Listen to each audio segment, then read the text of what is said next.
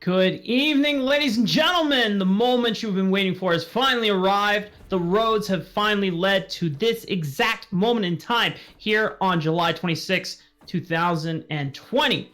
We have the grand finals matchup between Maryville University and Frostfire here on Risen Champions League. As always, my name is Mark Alexander Arambide, and joining me on the cast today, we have a very special tri-cast set up just for you lovely viewers at home. Dimitri Albattery Toledo on my left, and Dean Rebel Fox Merrick on my right. I'm going to start with you, Albattery. You know, with this matchup, it's looking very much different than a lot of the other Scouting Ground qualifiers events. You know, why is tonight so important?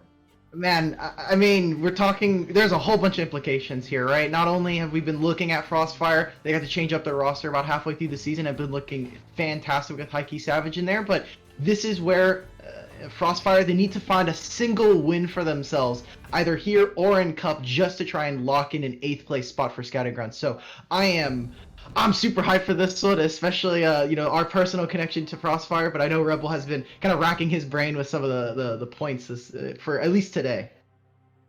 Yeah, I mean, we talk about you know, the way that Scouting Grounds has kind of developed, and Frostfire, their unfortunate inability to qualify for LWL put them in a really rough situation, and somehow they've climbed back for themselves, being able to play so highly in Challenges Uprising combined with their presence here in Risen. It might net them enough points to get in, and especially the way they've been playing so well in the last few weeks. I think it was just last week that they took, what was it, I believe it was a new Esports to 5 games through the rest of their season. That was a really impressive stuff, and I don't want to see their season cut short because they simply didn't enter one tournament. I'd love to see them get a win here at Challenges Uprising and lock that final slot for themselves.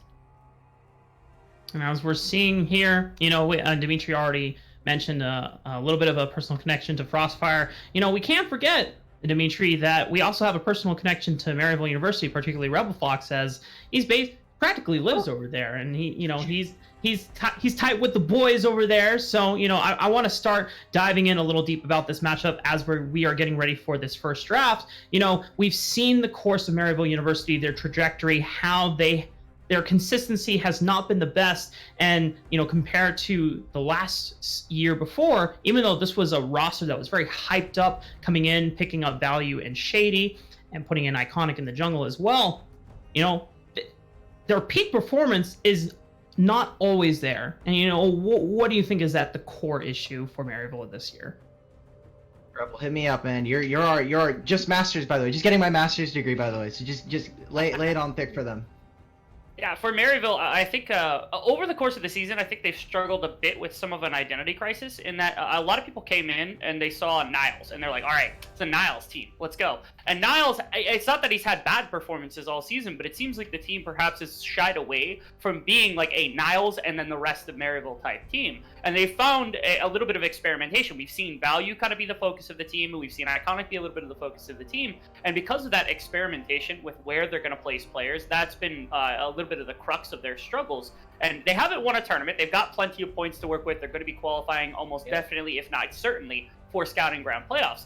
But coming into the end of the season, I think a lot of people wanted to see them come in consistently against top teams. And recently, they have kind of done so. They've been starting to find some success off the back of Iconic and Wolfie having a bit more jungle mid-pressure and being able to work off of that. Not to mention, if you've got Value and Shady in the bot lane, you've got Niles in the top lane, you got weapons to work with. And so this would be a big win for them. Not only for an identity sake, but also to ensure that a lot of people still see them as one of these top teams. And we'll get into a little bit more about Frostfire as well, but the draft phase has started, ladies and gentlemen, and already we are flying through the pick and ban phase. Ashe Sona being taken off the table, particularly targeted towards Lobos and Dean, specifically in Frostfire, taking away some safe picks like that Volibear Flex from the top in the jungle, as well as the Ezreal, just a powerful AD carry in this meta right now. Yeah, and I think they just want to get rid of all of these really strong picks for Value, make sure that he's a little bit, he doesn't have as much say when it comes to his positioning. Someone that I've been really hard praising, especially in last night's game versus Radiance, doing a fantastic job. And we take a look, even more of those AD carry bans. I know me and Rebel Fox were talking about it a little bit earlier, but scaling bot lane is kind of the name of the game for both of these teams, and especially with just how highly we've been praising Value. Dean and Dean and Lobos have been doing fantastic every single time we talked about the new matchup, but they almost got that reverse sweep. It was off the back of getting Jinx. He called it out with getting the Slayer Jinx, but so I'm really interested to see what happens here. As I feel like Rebel, I feel like we've been lied to. I've been so excited to see no more Graves from Maryville and Iconic, and we're getting it again. I'm having flashbacks. Yeah, Maryville for such a long time on blue side, whenever it was available, just first pick Graves. In recent weeks, especially against Radiance, they were really heavily kind of, they were shying away from taking the Graves first overall. And I'm a little upset to see them go back to it here because I don't think it's the best champion you can take. Now, Frostfire, they throw the gauntlets down. High Key Savage, big Jace player, but it's a takeaway from Niles too, and he's going to be feeling that one. The funny thing is, for those that got a chance to watch the Challengers Uprising semifinal between Frostfire and a new Esports, this is what the opener was from Frostfire for the first two games. Karthus, Jace, we know both of them are technically flex picks, but more than likely, it's going to be the Karthus for Kitsuo and the Jace for High Key Savage in the mid lane. We're already seeing an answer from Maryville University, the Karma Flex, which is something that was super powerful, particularly for a new Esports, and the Gangplank, we already know that's going to go to Niles in top lane, and Jinx being open. Lobo says, you know what? I don't care about getting counterpicked. I already know I'm going to do well with this champion. Lock it in for me. Yeah, they have some damage to supplement it, and the most important thing about Jinx is, she does lack a little bit in damage. She's a little bit weaker, but it's that passive that makes the entire champion worth it. And as soon as she's able to get excited, we just see them able to rip across enemy teams. So with this Jace, with this Karthus, they're feeling, Frostfire do have the damage to try and supplement Jinx, get her in a really strong position to try and get rid of her. Now, Maryville on the opposite side, they do have Gangplank. And for Niles, this is such it is an iconic pick for him, no pun intended there. This is almost the champion that he's made his name on, if not, second place next to Jace. And what I'm looking for Maryville is what kind of flavor of Wolfie are we going to get? Are we going to have that Karma mid, which I'm expecting for them, considering Karma is almost a red side permanent, sitting on the bench for bans? And going up against Frostfire, you do not want to have Iconic be that large, kind of impactful player, especially going up against someone like Karthus in the early game. At the moment, we've seen Karma, I think, taken away, Gangplank taken away so many times by red side here. I do like the Gnar ban at the end of this round because they know top laner hasn't been taken yet. But I'm curious how this bot lane kind of develops. Now that you've got Sona, Soraka off the board, you have to assume Bard or Janna is going to be the next grab here for Dean. He's relatively methodical. He plays pretty much exclusively those enchanters. And the reason you don't actually see them go to support here rather than something because they have A, top laner, and B, they want to know what kind of lane they can draft for. They're waiting for Value and Shady to play their hand so they can get an idea of, okay, can we play something a little aggressive, try to get the Jinx rolling, or do we play something super defensive or something roam heavy and try to leave the Jinx alone and get out on the map elsewhere? 8 seconds on the clock here, Maryville University. They're going to have to define who their support and mid laner is going to be. Stop it. No. Yeah, okay. That's what I thought, MU. It's like, come on, man. Where's that Graves gonna go? Unless we're about to see some, LS Graves solo lanes type of stuff, but the Aphelios coming in, it's very funny that value is gonna go towards this champion that, considering, and I know, Dimitri, you have a lot to say, Aphelios has been like nerfed for the 6th patch in a row. Maybe it's only the 5th, but it feels bad to just get your favorite champ knocked down after patch here, man. Sure, and before Jinx gets her passive, I think Aphelios is just a better hyper carry. However, I don't see where Aphelios has much room to stand in this game. Yes, they finally have shown where Frostfire, they're going to have that support counter pick. Jinx is going to have pretty free reign to allow this, and we got a little bit of a taste of this. I know Rebel was kind of supplanting. Oh, maybe we'll go for some other things, but we've seen Dean pull out this Lux support, and I am looking forward to seeing how Value's going to have any say in these team fights. You're able to punish so heavily the positioning of Value, but I also want to make to you talk about engage for the side of Maryville. You're relying so heavily on Shady, and he's relatively straightforward with where that W is going to land. It's all too easy for Dean to punish that positioning and to set up counter engage afterwards. Even if he gets into a good position where he gets onto Jinx, he gets onto Jace, onto Karthus, something like that, immediately not only will Shady likely be punished, but the remainder of the team can easily be re-engaged on as long as they keep Wukong and Kwa safe on the backside of the fight. I think this Lux pick late is really good, not just for team fighting, but the laning phase also rather good, trying to help that Jinx out, make sure the Aphelios and Rakan don't just run train.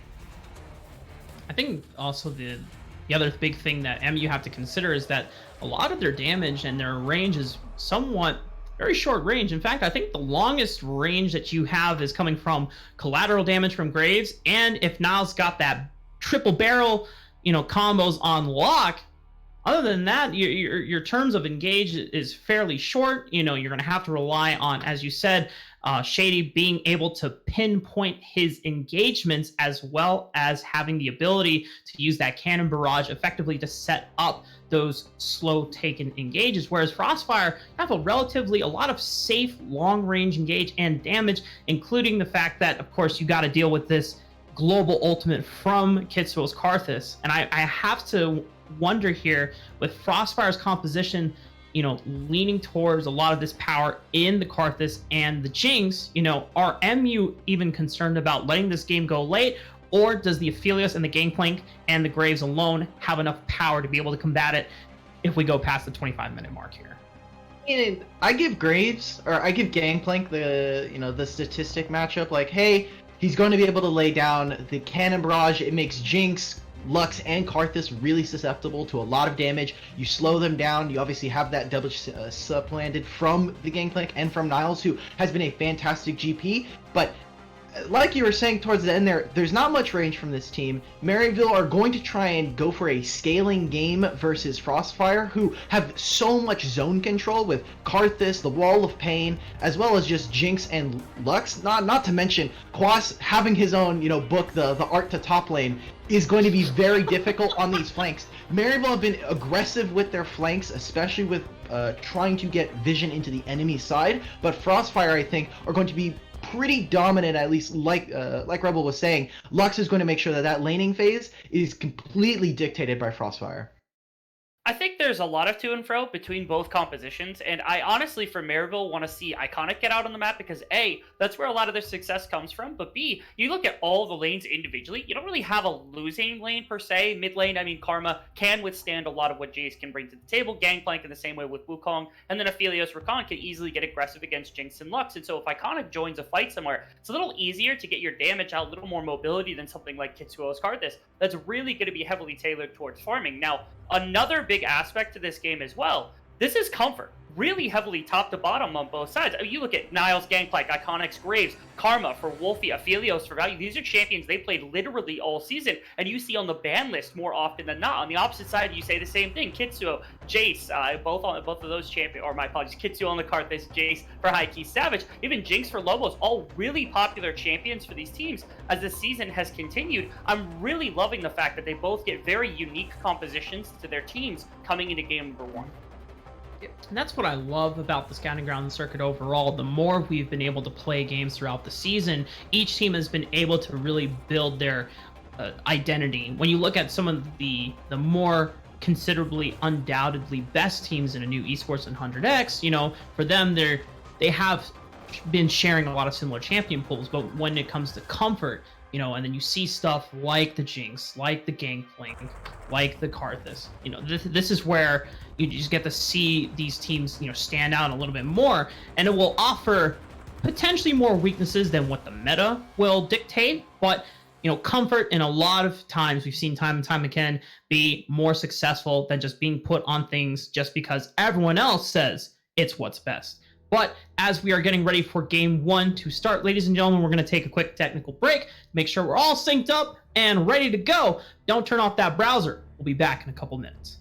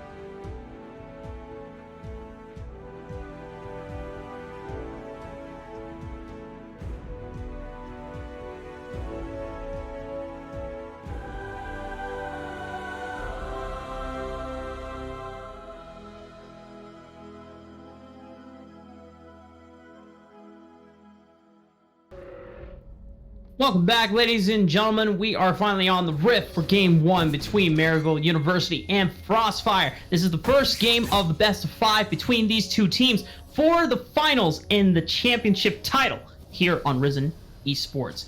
Now, as we see the two teams take to the Rift, we're going to get the 5-man fan from both teams. No fancy, no little shenanigans for the level 1 play. Although Iconic and Niles are grouped up together, perhaps they might want to go for an aggressive level 1 invade. But Dimitri, we've been seeing this Ignite Smite Graves come up, but I don't know if it was your series with Focus, but Iconic tried to use this, and when he went for the invade, he had no flash to get out, and he got heavily punished. Or it might have been a different series here. Yeah, he was up against the Trundle. It was not fantastic. We got to see it a couple more times, and obviously Supernova ended up winning that series. But The Flash is just showing that, again, he wants to be aggressive as possible. He knows that he's not going to have time to scale up versus Karthus. He's going to have to try and at least take him down a notch, put him behind, put him on some kind of deficit to make sure give his team some time to take elsewhere on the map. I mean, take away Wolfie's position in mid lane, and suddenly this Jace is allowed to roam across the map. Because we were talking about, Dean had said, hey, we weren't super key on this Karma pick. We were like, it's not super losing lane. Karma can withstand some of this poke, but after a while, depending on what this build is going to be, it's probably going to be Chalice. That resolve, especially utilizing the ultimate, becomes very dangerous for Jace in the lane. It does. And another big thing, I think, also, you come back to Iconic having the Ignite for early game and the Karma being a big part of that, is that if you control mid-jungle, not only do you have better pressure for your side lanes, which, of course, the Aphelios Jinx matchup is, you can question about which of them is going to have better impact, but obviously the scaling is here, but there isn't fantastic engage outside of Wukong, and so if you want to play around the fact that Maryville has a bit shorter range to work with, a better option than just trying to take 5-on-5 fights late game is to force the other team to fight into you, rather than trying to pinch them into somewhere else, because it allows them to move backwards, allows them to use their Jace, use their Lux from a distance instead. If you're the first one to an objective, that is the better situation for you, because that forces them to play into you and into your lack of range. So take advantage early of the map. You don't have to be ahead 5,000 gold, but if you do have control of the map, you have mid tower, you have top tower, something like that, when those Barons come up later on in the game, you're going to have better wards forward, you're going to be the first one to that objective, and you're going to get fights that are much more favorable for you.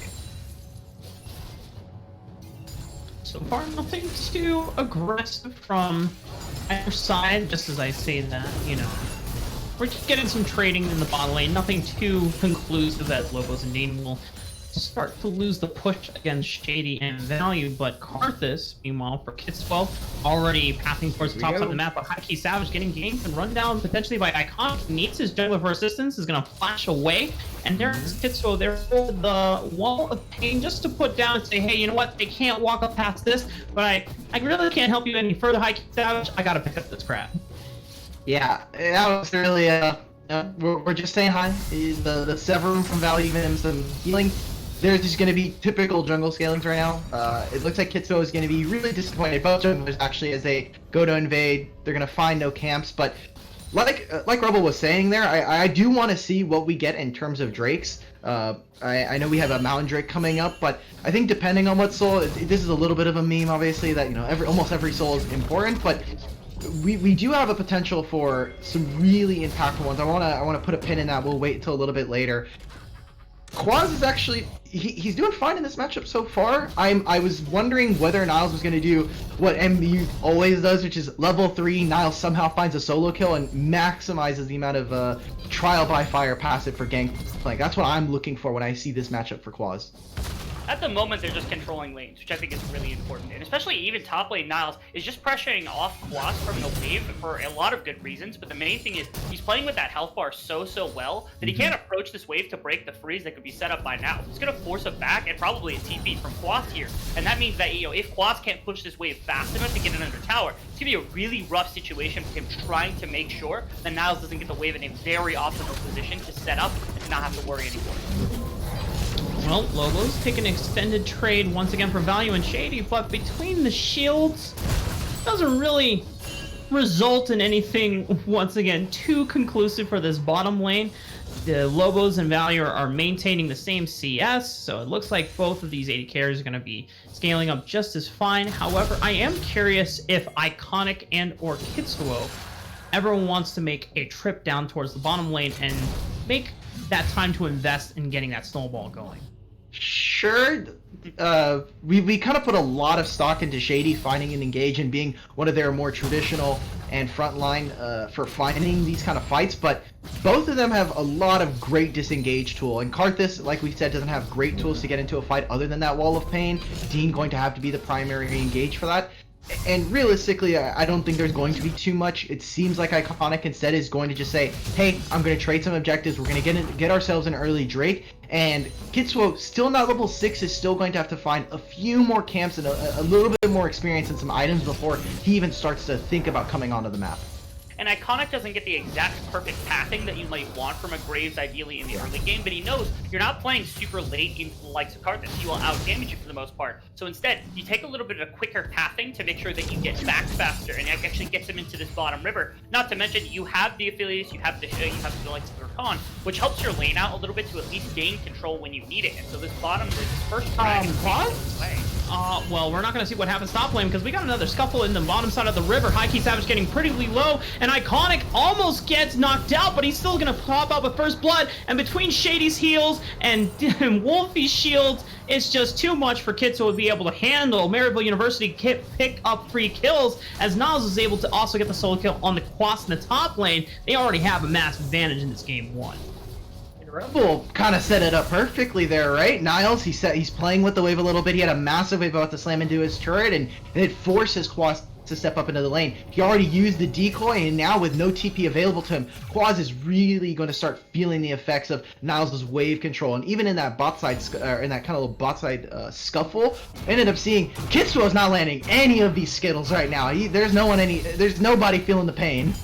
Nobody can taste the rainbow at this moment. Yeah. Not from Kitsuo's Karthus is an unfortunate side effect. The other thing is, like, you talked about the Jace a little bit later scaling, especially if you go into something like Monimune, you've got the phase rush, so some of that expectation could be there. But the thing is, early on, Karma still has a lot of damage, and that's a big reason why you pick her into pretty much any matchup. And so in this river fight, not only was Karma able to put out a good amount of damage, that shielding is expected, but Shady's control of bot lane alongside Value, this roaming potential that we know he's been able to capitalize on time and time again in this bottom side, comes out here. He's the first and only support to show up to that fight. In fact, he's the only other one outside of mid jungle that is able to make that play happen. And were it not for him, I think maybe it ends up being a 2-for-1 trade after all things said and done. But in this case, able to protect Iconic, gets them another kill.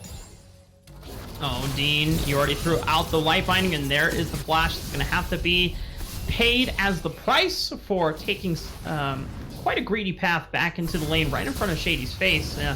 Very disrespectful. High Key Savage engaging onto Wolfie. We have the Wrecking coming in, and Quas is here for backup. He wants a piece of that pie, and he's going to take it as he gets the killing blow down on Wolfie. Yeah, he was kind of sitting down there, and you even see Niles before that play. He has a feeling that Quas is running out of this lane. He immediately walks over. He says, okay, well, I don't see Quas already in the river. We don't quite have vision in that area. Able to find that. We even see Kitsuo invest the ultimate there. Might be a little bit important, as in the next 2 minutes we'll see the dragon come up. I'd like to see what exactly. I do need to make sure my cooldowns are correct here, but it should be fine before we get up there. But it is going to be a close call between the two of them. Niles does not have the GP ult either to save them, as Shady. Well, yeah. I was a little close there, Rebel Fox. I wasn't sure if we had to take over right there, but Shady's gonna have to walk out just fine. But he will succeed some of this lane control, leaving Value to be in this 1v2. The struggle bus comes about as the Rakan. Again, if you throw that grand entrance and don't tag anybody, then it's all too easy for Lux to be able to tag you with a light binding, then put quite a bit of damage onto you. So before any of the tankiness, any of the itemization comes through, you have to struggle. And Plus continues to just get bullied on this top side. Niles literally has him ulting his minions to try to clear the wave. This is just ridiculous from Niles GP already. God. I mean, we've been talking about it, right? Niles' wave control, something that I've been really critical of him in the past. I'll hold that as potentially finding engage. Yeah, Cannon Barrage comes down. It gets the slow onto Dean. He doesn't have flash for another couple minutes, but he's gonna be just fine. Kitsuo is gonna use the Wall of Pain as a nice zone control here, popping the heal from Value. Still doesn't have any more summoners to be able to get out. High Key Savage looking for an accelerated shock blast and decides, you know what, let's go to town, baby. Flashes in, gets the hammer down, but there's a lot of kills getting thrown under turret and towards Value's way, even after death. The Maryville University are going to be still just as fine with that trade. And for Frostfire, it's not the cleanest execution. They're getting some kills back, but, you know, maybe that's not the execution that you're looking for. I mean, Jace got all of those kills, which is fine. Get him a little bit more gold. But in the top side now, see Quas being pressured. They're able to grab that first turret for themselves. And, I mean, just continuing to accelerate now. It's fantastic Gangplank ultimate there to slow down the bot side of Frostfire, make sure that they can delay and stall out this fight as long as possible, because Phelios, he has great items, or great itemization in terms of his guns here, getting all of the chakrams available to himself and being able to take not only those 2 kills, but I mean, they waste so much time that we even see them fail the dive.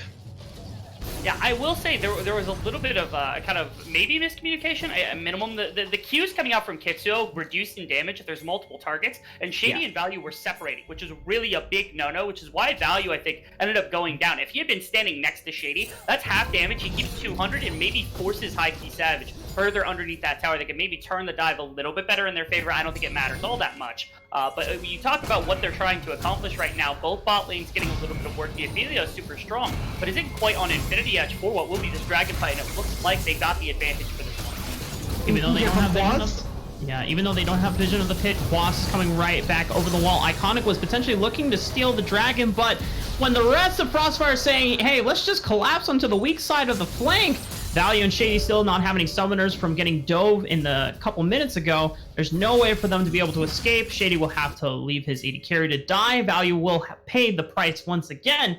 And Frostfire, despite still being down in gold, they're starting to catch back up in this mid game. Yeah, and fantastic job right there, right? They call in this fight. They know that Niles no longer has TP or the Cannon Barrage, so taken out, and they don't have the pressure for it. So Maryville, they try to back out, obviously. All that now is, I think, Shady...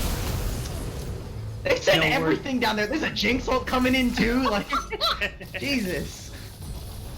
Oh my goodness. Yeah, they're putting a lot of resources trying to make sure that this bot guy gets going. And late game, I mean, you talk about what High Key's having. I'll hold that thought for a minute.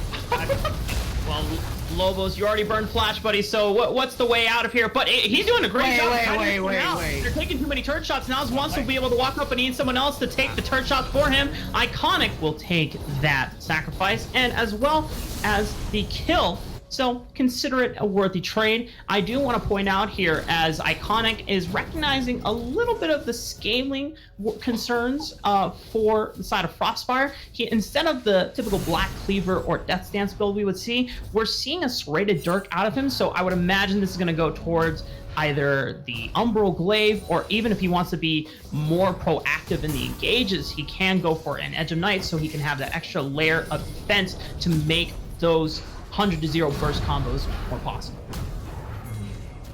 I mean, last night at least versus Radiance, when they did have this lead, they were going for Umbral Glaive. I can't imagine they have too much proactivity to try and take away wards. We haven't seen Shady move out of this lane, or at least away from Value side all too much, other than that first scuttle, that first fight over in the bot side of the river. But for Iconic, I mean, we were talking about earlier, I know Rebel kind of remarked a bit about it earlier. He took the quicker pathing just to make sure he can grab those advantages. He recognizes that, hey, I have my level lead up against Kitsuo and this Karthus. I need to be able to push this tempo a little bit faster. So not only getting himself lethality, but trying to utilize the Ignite is going to at least make somewhat of a difference as we get closer and closer to 20 minutes. We're probably going to see a fight in the next minute and a half over this Rift Herald coming up.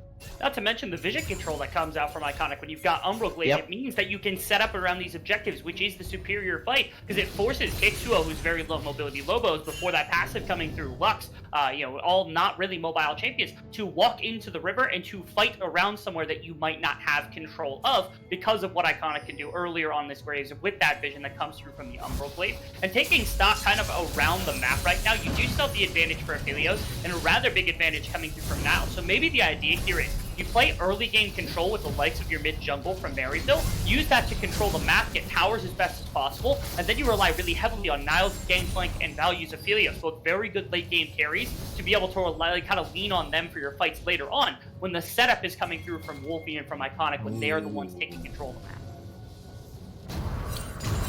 We're reaching the 15-minute mark here, ladies and gentlemen, and just taking stock of what the gold lead is, as actually Lobos might be in a bad spot, my friend. No flash, there's the grand entrance, paired off with that Ganon barrage that started it all, and Niles is going to be the one that picks up that kill. Dean will use the final spark to try and clear the wave and protect this mid turret, but it should fall in favor of Maryville University.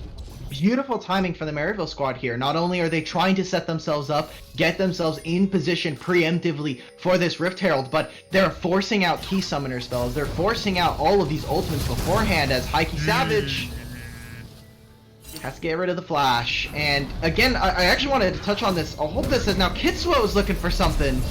Well, the flash comes out, my friend, but I think if the rest of the MU have flashes to follow as well, and Kitsuo says, well, this, I'm time to go back in, try to get some damage out. Requiem will follow, but You know, he's only got a rune against his penetration, but not enough damage. Quas decides now to fight the battle here. They've got Hikey Savage on the flank. Lobos has just respawned, fires a Super Mega Death Rock, gets a bunch of damage down onto the MU squad. No one has fallen yet, but it's a lot of pressure that Frostfire can potentially use to try to get some objectives back. And beautiful snipe from Hikey Savage is gonna take down the young mid laner for MU.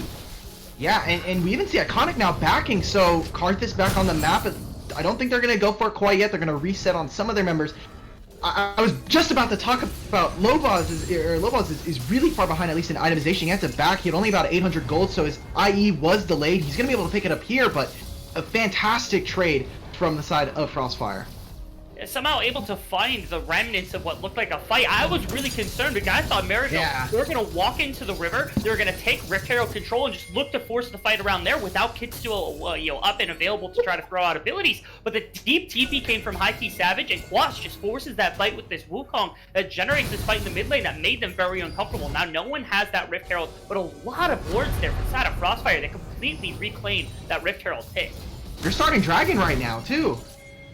But TP's coming in? What? Well, MU already trying to get a jump on this Dragon, but Iconic now in the face of Kitsuo. Who's going to get the smite steal? Iconic is going to be able to secure it, and now they have two Dragons advantage to their name, but Niles being on the weak side of the flank will get collapsed on, and it's an easy shutdown for Hikey Savage to pick up. With only 4 members from MU, they're going to have to walk away from this Dragon fight. Iconic, I don't know if the ref time to farm for some chicken nuggets, my friend. Gets a lot of damage out, but thanks to the shields from Wolfie and Shady, it's going to be just as fine. That Super Mega Death Rocket does not do that much to push them away from the turret. And now they're just going to start to set up for this Rift Herald. We got it a little bit mixed up, guys. You were like, okay, we're going for Rift Herald. We're going for Dragon Boys. It's fine. It happens. It looks like they're going to try and find a pick, or at least catch this top wave, push it out so they have the advantage, but invading in. Shady was waiting in the bush. We thought it was a pick onto him, but he's trying to turn into the tides onto Kitsuo. He's been routed, and Lobos might be in a bad spot as well, but thankfully the zone control from Dean is going to escort him back to the safety of their jungle. However, we can't say the same about Kitsuo. He will go down for his sins of just overstepping his boundaries, but it doesn't seem like MU are going to take this opportunity to go for the Rift Herald quite yet.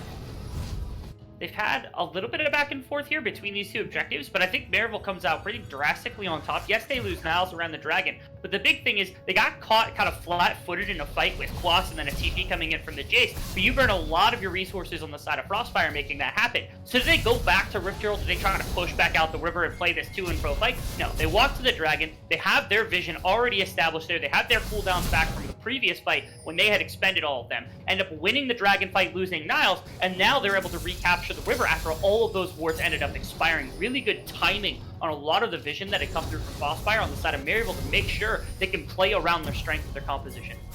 Yeah, and now the laning phase, or at least the lane assignments, are really awkward. Qua's gonna have to try and fight Wolfie somehow in this lane. He does have 2 levels up on him, but now Hikey Savage, the main star right now of this game 1, is put in this really bad position. Has to try and fight Niles on the bot side, and while he is incredibly strong, sitting on 2 items plus a Last Whisper, he doesn't have much vision attributed to him, so kind of has to walk away from the turret. He doesn't know where the rest of Maryville is, and considering how much vision control they have over this bot side river, it is now making it very difficult for Frostfire's members to start accruing gold for themselves.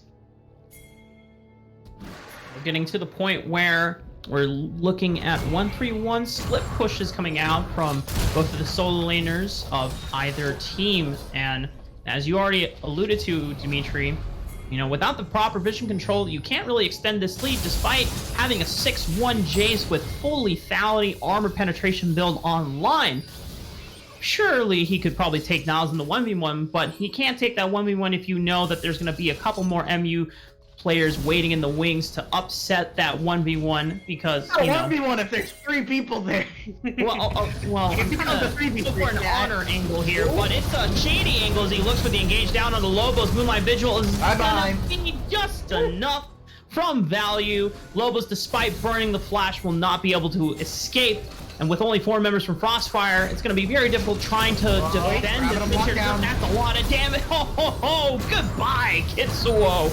Niles and Iconic working beautifully together to be able to take down the jungler for Frostfire, and they're going to work their way and their magic through the second mid-tier turret, opening up the map even further, allowing MU to further encroach into the territory of Frostfire, as it looks like instead of going for Baron, they're gonna take a reset. Really weird. Again, they put so much vision in the top side. We saw some pings going on to Baron. They were like, oh, maybe we can start Rift Herald, but it had already despawned and they started spawning the epic objectives. So really, really weird. Obviously, one of the better ways is, again, give Heike Savage more of these resources, put some more vision around him in this bot side. Thankfully for them, there will be some ultimates now missing for this next fight. We do have a dragon coming up in the next minute, so if there was a potential for at least Frostfire to take something away from Maryville, this would be the next upcoming fight, I expect. Yeah, being able to grab the dragon for themselves, especially when you talk about, like, Infernal Drake being able to set up your team in such monstrous ways, things like the Jinx, and especially like the Karthus and this Jace, who really want a lot more of that AD and that AP to work with for their damage, is going to be huge. The problem is right now, this is an earlier game composition. They're spiking really well. They've got massive control of a lot of the river because they're constantly pushing. You see them right here. They're already moving into the river, and Quas is trying to keep them out as best as possible, but they can maybe play around with this Baron dance. When you've got, a crit gangplank, you've got a couple of items on value, and you've got the Ardent Sensor ready. See what this will play out. Okay, Quas tries to fail from that one. Shady wants to go. Yeah, Dean threw out the final spark, but this is a Zeke's conversion, Ninja Tabby's Lux with Guardians, so Dean doesn't really do that much damage. I'm surprised we don't even have any Ardent Sensor or Athene's Holy Grail coming out for a little bit of extra shielding, but it is just for the picks with that light binding and using the zone control from the E to try and dissuade the members of MU from even approaching. Quas gets a lot of damage along with Heike Savage hooking down an Iconic, and will the Requiem be enough? He fires out the collateral damage, but it's not enough to take down the jungler for MU, and they're able to trade one back onto Quas instead. And so now MU has the numbers advantage. Heike Savage trying to go into the 1v2, but it's just too many members to deal with. It's a shutdown for value, and now the rest of the members of Frostfire are getting routed by Maryville University. Shady and Niles working tag team hand in hand against Kitsuo. Will find him and take him down in the jungle, getting the third dragon off the back of the fight, and now the eyes are on the Baron. Yeah, they're going to be able to grab this, and I mean, we take a look at that. Look at how close Iconic was going down. Flash still available for, or sorry, the Ignite's still available for himself in this fight, but I mean, so much shielding. Not only is Wolfie there allowing him to put the Inspire, make sure that they're able to stay topped off, Kitsuo does not have enough damage. We're talking about this team, this late game team is a little bit behind in the early game versus Maryville, and they want those flat stats. They want that flat damage available to himself, but Kitsuo put so far behind, 0, 6, and 6, only has to his name an Oblivion Orb during that fight, and even Lobos in his itemization is behind the curve, does not quite have either PD or the Runons available to himself. Value was able to get that for himself really early on, so this bot lane, and specifically a lot of the scaling members for the side of Frostfire, are not quite hitting their mark, and even Heike Savage, who's able to have a running start to the game, has really started to at least taper off a little bit into this team. And if you're going to play into a composition that's got an advantage on you early, you at least got to do it a little bit intelligently. In that one, we saw Quas a little too far forward and really didn't find any sort of engagement whatsoever. Kitsuo got caught really far forward, trying to press for the Graves, be able to catch him out, and then Heike Savage ran in himself. Yes, he almost got a kill against Wolfie, but almost simply does not cut it for this kind of composition. You need definitive kills. If you play to the fact that you got an execute rocket on Logos, you got an execute ultimate coming through from Kitsuo, and a lot of upfront damage in the likes of Quas, and the likes of Dean, and the likes of Heike Savage, you can play to that, play to your poke, play to your snap engage that you got, but instead, they just kind of died one by one, tipped over like dominoes. Hopefully, we're seeing the TP coming in here. Okay. Alright. And if they've got top priority. They've got top priority, so yeah. It's tempo, alright. Oh my god, that's a lot of damage coming out from Valley onto Kitsuo. He's gonna get routed alright. Hey, whoa!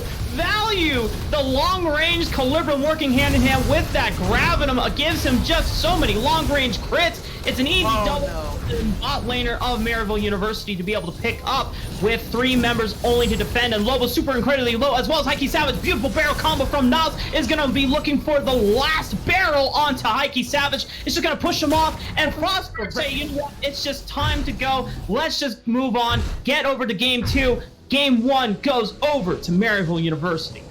Fantastic job from them. They beat them on the clock. They made sure to race them in this game, and Frostfire feel really weird in that game one. It feels like they at least got lost in the game. They felt very obligated to fight some of these, and in somewhat of an awkward manner. We talked about it a little bit earlier, Rebel. You're saying, I don't know if it was miscommunication. At the very least, there was some misplay coming out from Frostfire, and Kitsuo on this Karthus yet again does not look too fantastic. Even though with High Key Savage's early game, would have loved to have seen him at least open up across the map. They couldn't possibly find any sort of advantage. Yes, you got quite a few kills on High Key Savage, and I think he was doing the damage that you needed to really take fight. Those fights weren't being found whatsoever because, again, if Quas isn't there in combination with Kitsuo, Lobos, to be able to get them forward, have that pressure, there's nothing you could do. Not to mention, even if you find some sort of way to be able to get Quas into the fight to get a massive knockup and to set up Lobos and set up Kitsuo to follow up on a lot of the burst damage from High Key Savage, there's nothing stopping Niles, who did so much damage. He had most gold in the game, I think, across all members of anybody, including over High Key Savage, who had 6 kills. I think just, barrels into the backline, and there goes Lobo's health bar, there goes Kitsuo's health bar, and there's nothing you can do about it. I think it was really well played from Niles. He was a little bit of the threat, preventing a lot of the hard engage, because even on a good one, I think it would have been a struggle for the side of Frostfire to find a win. And it just came down to, looking at not only the... I hope this doesn't sound harsh, but and simply put, and it seemed like a top gap, and just based on in this game. Now, I'm not saying anything about the players in particular, but we know when he's playing at his best, Niles' gangplank is the stuff of legend, and even though this whole split has not been the most consistent and the best from this collegiate top laner, he is undoubtedly one of the best when it comes to this champion in particular, and. Just knowing that this Wukong matchup was the one that Quas selected to, and instead of a couple other champions that he hasn't busted out yet this series. It's only game one. Might be some limit tests coming out from Frostfire, but when you're already down one game, you have only so many other losses to work with before you are knocked out, and we have we didn't get a chance.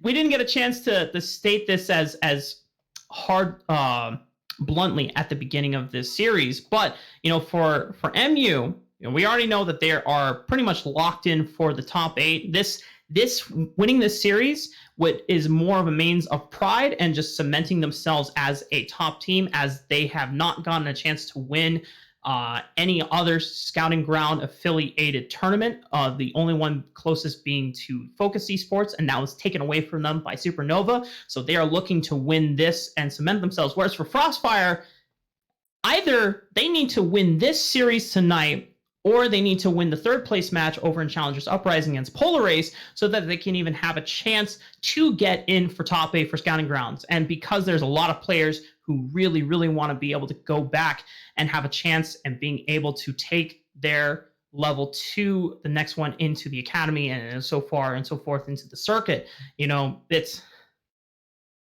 if I'm a Frostfire player, I would rather try and win the series tonight, so you have less stress going into the 3rd place. I thought you were. I thought you were a Frostfire player.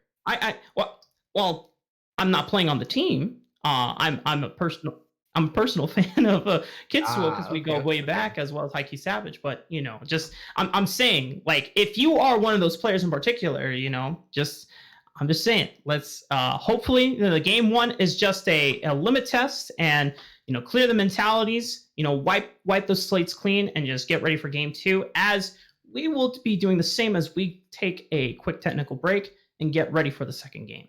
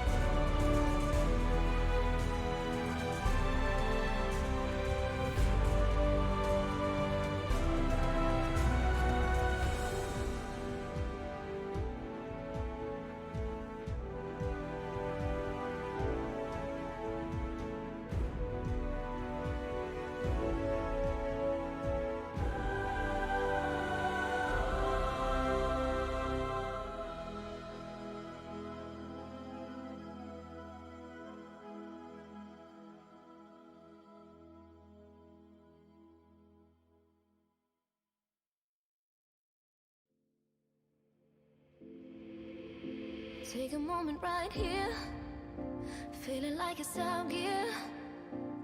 Driving towards the sun with a rose and a gun. Feel the wind in my hair, going nowhere I swear.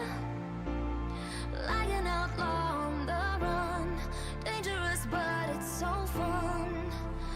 Running, running, no. Hold on, don't let go. Running, running, no. Keep running.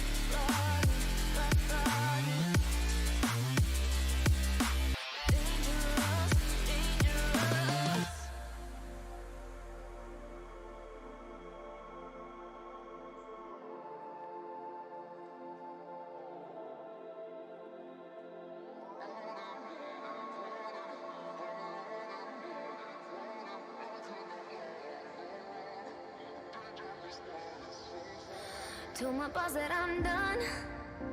Had no luck with my mom. Say, what will you do with your life? You know it's hard to survive. A cigar in my mouth. Maybe guilty but proud. Now I'm an outlaw on the run. Dangerous but it's so fun. Running, running, no.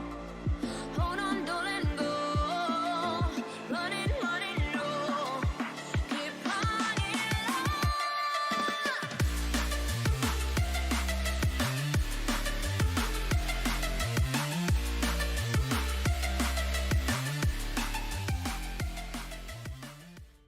Welcome back, ladies and gentlemen. We're getting some things cleaned up for Draft 2, so we'll be starting in just a couple minutes. But until then, let's take a moment to reflect back on Game 1. And you know what? I take that back. We're already getting into the draft phase, boys. They said that they weren't ready, and now we are ready. So while the bands are starting to ponder here for Maryville University and Frostfire, I'm going to jump to Rebel Fox real quick. MU did so well with their composition. Frostfire, what were some of the things that you were noting on that you want them to drop in terms of bands?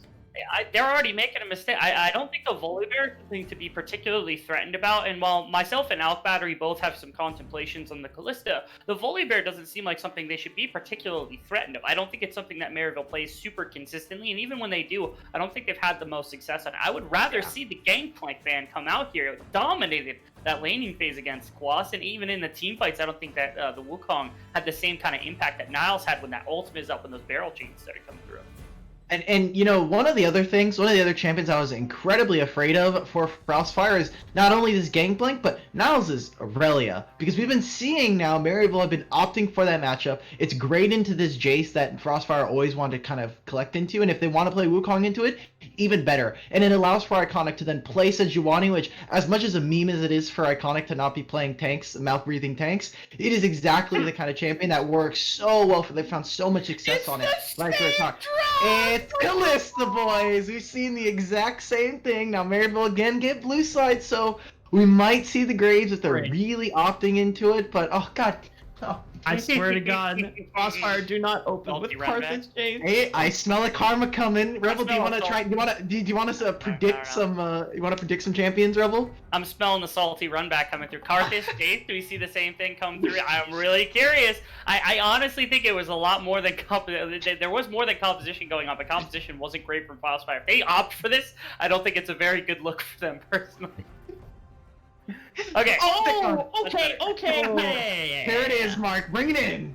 All Reel us right, in. so check this out. When Frostfire went with Karthus Jace times in a row, no matter how fed Kitsu was able to get on the Karthus, it just did not work against the new Esports. But as soon as Kitsu went for the Jarvan, he does run a particular press the attack or lethal tempo specific keystone for Jarvan. Allows him to get just a little bit more damage in these ganks and allows him to be more aggressive on this pick. And then pairing that with the Janna, not only you have powerful engage tools in that mid game and late game setups, but also powerful disengage.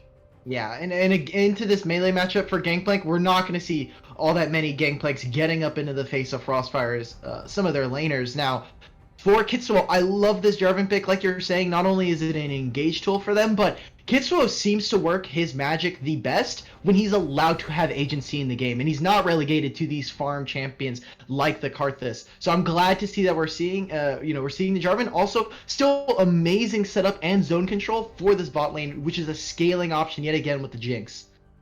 So I see the Janna pick with the Jinx in two ways here.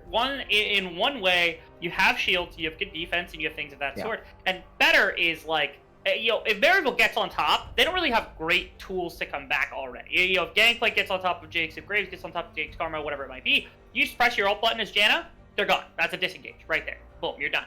Problem is, outside of just that right there, being on top of the Jinx and being able to disengage, there's not much value for the Janna outside of just pure defense. I set up with tornadoes, W's, things for the laning phase is kind of the idea, but like outside of just the ultimate and trying to keep people away from Jinx one time in a fight, I'm losing a little bit of efficiency for what might the Janna be, especially if you've got something like the Jarvan who likes to keep people contained. Having that ultimate is a little bit strange in my mind outside of the utility of the healing and such for that later stage. So I'm curious what the plan for the Janna is here. I know it's something that Dean does like to play quite often, but still I'm a little curious where he's going with this one. We're having a little bit of trash talk coming in from Value as the Aphelios ban comes in from Frostfire, and I quote, "You can't ban me out. Stop. Thanks." THX to be exact here. Frostfire locking in this rumble. More than likely, I would imagine this is for Quas in the top lane, and they're saving that R5 for Hikey Savage, as we might see who he's going up against as this LeBlanc cover is coming in for Wolfie. Yeah, it has not been shown to be a Mr. Marquez pick here, as we see Caitlyn, who has been getting a little bit of love, at least in terms of the patches, and has been looking a little bit stronger, right? We were talking a little bit about, at least in the past, we've seen a lot of people start to bring up that Caitlyn is starting to be very strong. She's got a lot of buffs thanks to the crit itemization. It is looking really great, at least on this patch. But TF, someone else who got knocked down a peg on this, on 10-15, and I mean, I don't know how you feel about it, Rebel, but it is, into the LeBlanc, it is going to be Hikey Savage just trying to survive the brutality of Maryville. I'm really, I still find Twisted Fate's perfectly fine. I don't think there's any issue with what's happened to Twisted Fate. I don't think the patch hit him that hard. It was more of a little bit of a nerf just to try to bring him down in some power, but what he does is still perfectly fine. I'm a lot more interested in the Caitlyn pick because, if I think back to recent memory of people who have been bringing this recently, it's actually Lobos who was the last person to bring this pick. I believe he did it in that A new series without a ton of success. Maybe I don't remember exactly how the game's particularly went. I don't remember it going particularly fondly for him. I remember, didn't the game end before we could watch it? I think so. That might be technical issues. They happen. Either way, though, the Caitlyn and the Karma, they bring a lot of range to the table, and they put a lot of harassment down on Jinx early on in the game. Same with the Janna, where normally, if Janna's got the range advantage, you can put some pressure. If it's like a Jinx, or my apologies, a Vayne, a Kai'Sa, something like that, then Janna can be a little bit more of a lane bully and disengage with the ults, the Qs. But in this lane, I think it's a lot harder, because you've got good kind of protection from that poke with the Karma shields, and the poke from Caitlyn and Karma combined is not going to be easy to deal with for Janna and Jinx. The one thing I'm really curious about here, gentlemen, and you can tell me if I'm maybe a little more than necessarily concerned about this, but when I see R5 Twisted Fate into LeBlanc, I'm pretty sure LeBlanc has a better time into this matchup, and we know that Hikey Savage likes to have more of the counter pick or likes to have lane dominant champions, and so when I see Frostfire almost bending his will to play this more supportive team a pick. Not to say that Twisted Fate cannot do damage, but it does take a little bit of time to ramp up to get into that mid-game spike with the Rod of Ages going into Lichbane if this is a more AP-centric build versus something like LeBlanc who just spikes immediately hard, not only in the laning phase, but also just through that first Luden's Echo purchase. I mean, do you see where I'm getting at here? Like, I feel a little concerned about this matchup. I get it. Yeah, Heike Savage has been someone who's been a really great performer in the early game and has been one to bring home a lot of victories for this Frostfire squad, but I agree, it is not something that is typically what we see from them, and for Quaz, even in this Rumble matchup, this is still a fine matchup for Gangplank and for Niles specifically. He has been shown time and time again, he will take this Rumble matchup and say, alright, fine, like, well, I will just body you on this, and completely, yet again, level 3, level 4, fight you for this wave control. And earlier on, you were talking about, LeBlanc is going to have at least a little bit of kill pressure. Frostfire are going to have a major issue of how do they deal with LeBlanc? You can't lock her down. They don't have a great way of being able to stun her and make her at least a little bit inefficient. And the distortion is going to provide massive problems for this equalizer and even with the stun from Twisted Fate. So I'm looking for Maryville and for Wolfie to really kind of exploit the team composition that Frostfire put forward.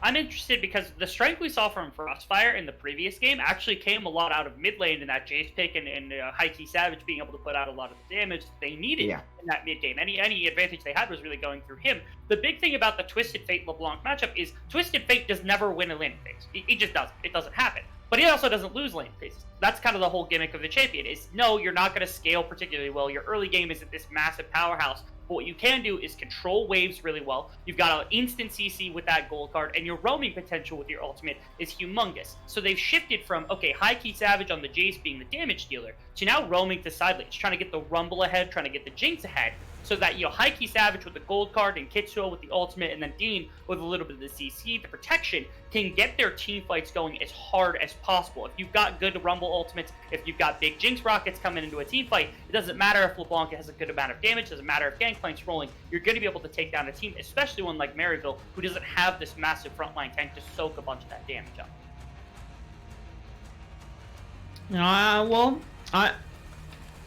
I'm not trying to knock on my boy Mr. Marquez here, but when it comes to playing for others, that I don't want to say that's not his strength, but I know that Get it he's for ARAMs. Get it for ARAMs. You had the ARAM practice? Yeah, we did get an ARAM game with Heike Savage a few days ago, and he said, all right, play around me, I carry. And he was playing Zed, and we're like, all right, we're just going to give him all the shields and the buffs, and it happened. Unfortunately, it wasn't quite the case here in game 1, but the fact that Frostfire is able to bend a very dominant player like Heike Savage into being more of a team role player here for the game, it makes me very interested to see how it will go. Maybe that focus is going to be towards that bottom lane so we can accelerate Lobos's Jinx, because in the games that they did win against a new Esports, it was Lobos leading the charge, leading the damage charts for Frostfire in particular to bring it back to a game 5. And we're going to have to see how this pans out. And after a quick technical break, we're going to take that moment to get everything synced up for you guys in game 2. Don't turn off that browser. We'll be right back.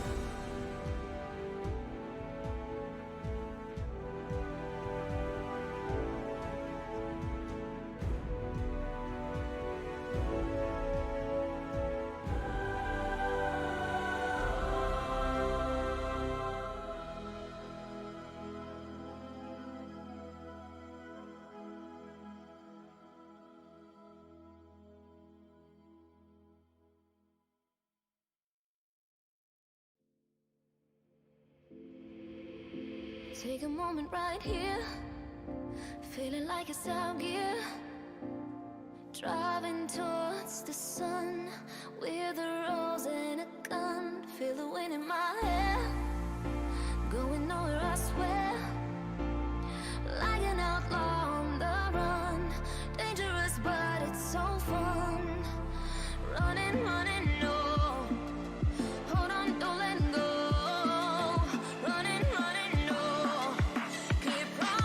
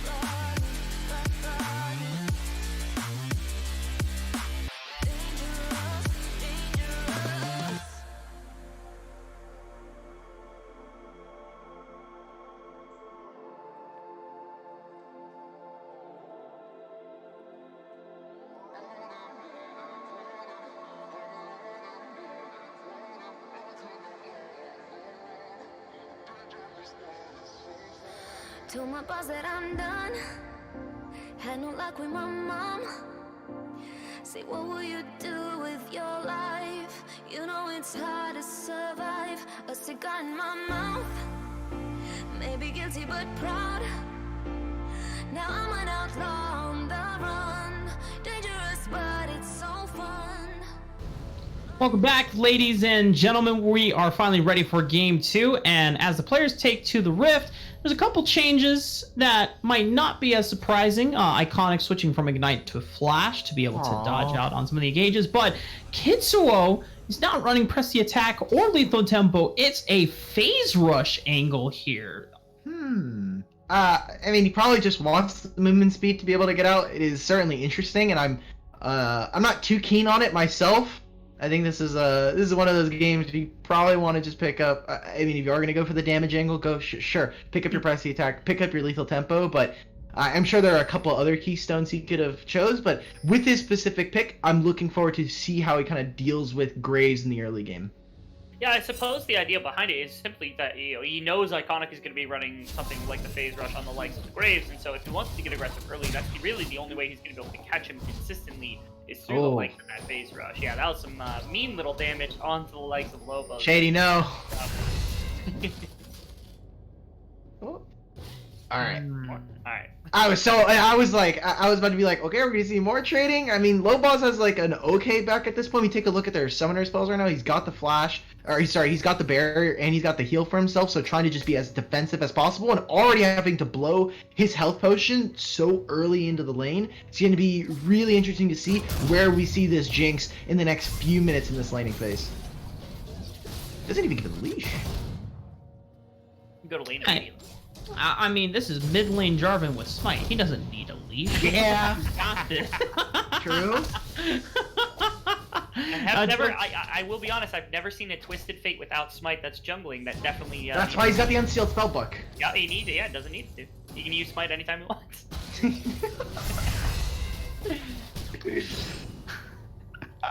We love you, Joe. Yeah. We're not trying to be. Yeah, that's smart.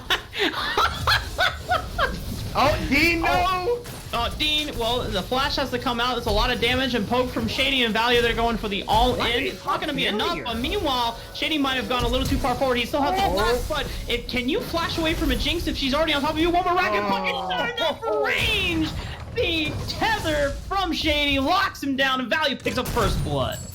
big thing there is Lobos, I think, forgets that he has barrier, and he uses it when he's full HP and everyone's dealing damage to Dean, so not only is missing out on now 3 HP that could have made the difference in that fight, but great job from the Maryville bot side, specifically dealing around vision that they do not have for Frostfire, able to cancel a bunch of auto attacks. Lobos is not able to connect with that kill, and early game already punishing for the side of Frostfire. You find all the summoners now missing as well from the likes of the Jinx and the Janna, who don't particularly have the best early game to speak of in the first place, and Value is able to keep the flash. So even if Kitsuo somehow finds a way to make his way down there and try to help out the Jinx and the Janna, you're still going to be able to protect the Caitlyn in that little dueling session, and not to mention you get the kill early on, so it's pickaxe for Value just to start things off. Really, really good with dive potential coming up towards top lane. I don't actually like this against Niles very much. Well, they're gonna try to get it down, Quas. Oh, beautiful. All right, you know what? We got two more coming in. Oh my God, it's that simple, ladies and gentlemen. This is the Frostfire angle, but oh no. Oh no! Wait, turn off the camera. This is not turning out too well for Frostfire. I'm gonna go ahead and guess that you two have never seen Niles play top lane before. Where I've seen the dive. I've seen the Niles dive before. I've seen it mostly on Aatrox, but I was like, okay, if there was any time for Niles to pull out a really great escape, wasn't too fancy this time around. Just came up with a little bit of a flash, a little bit of a micro movement there, but fantastic job again from Maryville, capitalizing on what seems to be a large overextension from the side of Frostfire. They're like, we need to connect on this kill. Dean? No, Dean! Oh, he flashes in. He doesn't care about the turret shot. Lobos is only level 2. There's no way that he can stand up to the power of a level 4 Graves with a red buff, baby. He walks in, he takes that sweet and gets right back out, ladies and gentlemen. Rebel, this is your team, baby. This is you're I know you're static a little bit, but the itemization is now just super online and in favor of Maryville. Won't be able to get a really early lost chapter for himself, and across the board, Frostfire are kind of shopping with a lot of junkyard items. It's really funny to think about because, like, Dean was right. He went up and he was like, hey, they just made a play topside, or we just made a play topside. Didn't go great. Iconic isn't on his topside jungle because we had already seen that come through. Maybe he's bot side. Throws the ward down, just so happens that Iconic's already there. That's a really unfortunate timing to find him out. But that, I mean, the thought process is there, at least coming through from the side of Frostfire. You have Twisted Fate. He teleports top lane to make the play happen. You get punished by a Wolfie being able to teleport in and make the play afterwards. Then bottom side, yes, Iconic can't be there. Well, this is a little bit rough. Well, Heike Savage, gotta be careful that you're fighting against a Lost Chapter LeBlanc, so she does a nice amount of damage, especially because she can get the mirror combo of either the distortion or those sigil of malices. But Ike Savage still being able to play in this lane fine, as Itzwell is already flying into the top lane, but Niles, he's got the blue suede shoes. He's dancing all around the damage. Wait, no, not again. To be able to heal back up, but it's still not enough to be able to tangle with Quas's Flame Spitter. He's able to burn him to a crisp, and Kitsuo and Quas, they didn't get the dive quite as nice the first time, but, you know, second time is the charm to take out the Pirate King. Yeah, and immediately we see Maryville, they start up getting this bot side priority, making sure they're able to push this in. Not only that, Iconic able to pick himself up the dragon. So fantastic job right there. We got to see a little bit of the utility there for the phase rush. Jarvan is able to keep up in movement speed, stand right in front of now, making it a little bit awkward for him, but overall, punishing him for not having his summoner spells. Great job from Frostfire, at least trying to get Quas ahead. Now, I wonder what the implications of this are, because we've seen this time and time again. We saw it last game. They focused Niles, they're able to get an early kill, but not much comes out of it. Yeah, you're now putting pressure into the side lane, specifically on top side here, to try to get the Rumble ahead. And the Rumble combined with something like that Cataclysm coming through from Kitsuel is going to be a really useful tool to try to melt this team down. But the problem is you've now given up a fair amount of pressure on bot side, a couple of kills over to the likes of Wolfie, and Iconic is doing a really good job in this game. About 20 CF right now. That's just an absolute, that's like basically a whole jungle clear combined with the kill going the way of Iconic. So is it worth it? You have to make these fights happen. You have to get Kitsuo and Quas all over the map to make sure you can express this gold advantage. Otherwise, you're just putting the bottom side of your map at risk, and you're going to lose things like Dragon again and again and again.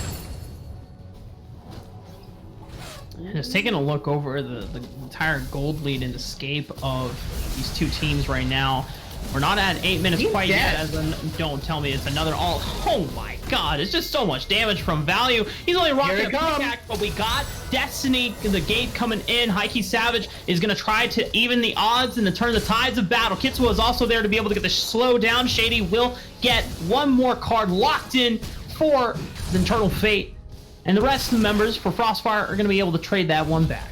Yep, picking themselves up more and more kills. Niles even goes down in the top side with a solo kill there. So great job from Quaz, able to now have himself a 2-level lead, and we're opening up the map. We were talking about, okay, bot side is a little bit weak, but thanks to Caitlyn constantly shoving in this wave and having at least a little bit of a stranger back timing, only being able to pick up a pickaxe, this allows for Lobos, who didn't get too much off of that play. They were only able to get 1 kill for themselves, obviously, but is able to at least have his coal starting to stack up, so picking up a lot of gold value there and able to be back with a full BF sword. Now, value is going to be a little bit strange. He does have about 2,400 in his pocket here, so it's going to be a little bit, it's going to be a strange back timing. He will, I think, finish Infinity Edge, if I'm not correct, in terms of gold, and I'm expecting them to make this rotation over to this Rift Herald.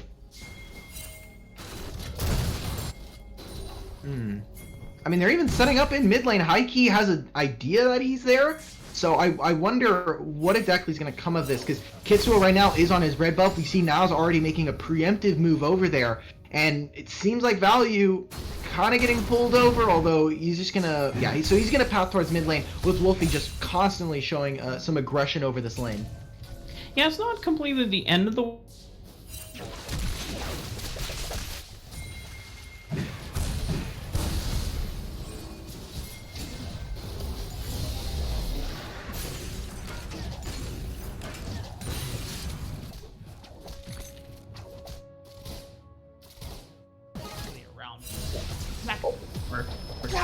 and for potentially either another Rift Herald or Baron if it gets to that game, and being able to combine that with the power of the Equalizer. But you know, the focus needs to ensure that Lobos at least has his Infinity Edge before that time. Otherwise, he's not going to be able to follow up and clean up the kills, as he needs to rely on that extra bit of crit and burst to be able to start picking up the resets for the kills, as Wolfie, without the distortion, has the burn the flash to be able to escape from the gank from Kitsuo. But looks like Wolfie will just be able to be fine, as Heike Savage is looking to push this wave and reset for his completed Rod of Ages. Rafa, I was going to ask you, how was your time in the ether there? We lost you right before that fight. I saw you talking. You know, I can see your camera. You were going for it. I'm sure you had it really hyped up, but we couldn't really see anything. As I'll hold that as now Heike has to blow his flash. Both mid laners having to get rid of that really early on. The Destiny's coming out. I think they're going to try and look for something here. Oh, no. Oh, well, Heike Savage, you've teleported right into the backline of 3 other people, but, oh, it's a Messiah angle, baby. Pops the stopwatch. Can he buy some time? But Kid was the only member there that can really assist, and he flashes over the Dragon Pit wall, trying to look for the escape, but Value is just waiting in the wings, and it's an easy double kill for MU's jungler to pick up. You're talking about Messiah. It seems like a little bit of a false prophet there, Rafa. We ended up seeing him go down. They used so much and was a critical misplay. You have Destiny. You see everybody on the map. Why are we going for these plays? Kitsuo looks like he's calling back off. We see Heike Savage ended up TPing behind them, and they get taken down. Really weird mistakes coming out from the side of Frostfire, and now they're paying the price. Kitsuo is so far. He is 3 levels over Kitsuo on this Graves. I mean, Rebel, I'm just so confused. We're sitting at about 11:45 in the game, and I'm honestly just. This is not the look that I was expecting coming out from Frostfire. I would expect, I have no idea, because we'll see, but again, Frostfire, they're struggling so heavily because their composition. They had to make it work in the side lane, and it doesn't look like they're able to put the pressure on that they need necessary in that particular case because of Heike Savage. And yes, you're getting yourself and you're getting Quas a little bit further ahead, but you're losing the rest of the map right now. Rafa, I think you're gonna have to give a prescription. You're gonna have to give a prescription here for Heike Savage.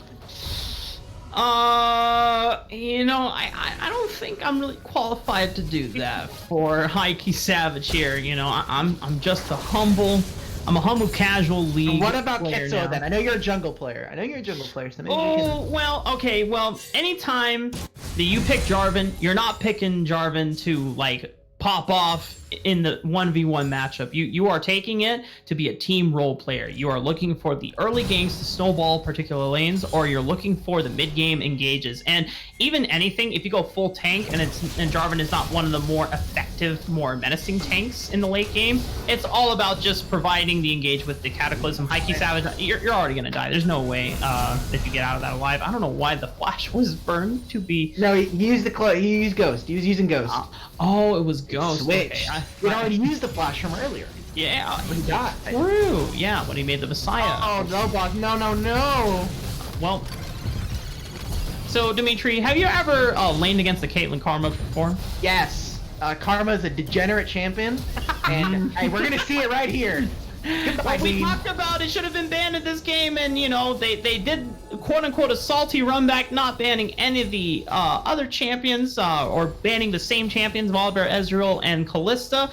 But you know I said it once, I'm gonna say it again, and I hope that my analysts agree with me on this. This Karma have been a huge thorn in Frostfire's back.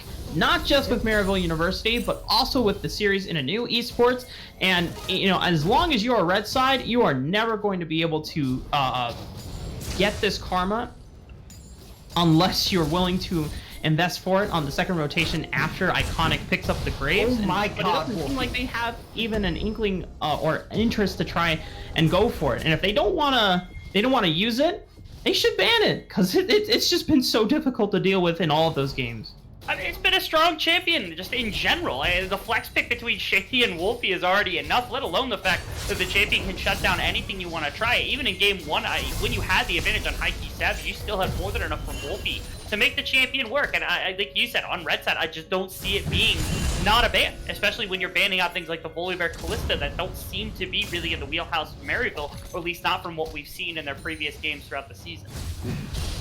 And I don't want to make excuses for Frostfire or for Maryville here, but I wonder how much of this is it's been brought up in the past.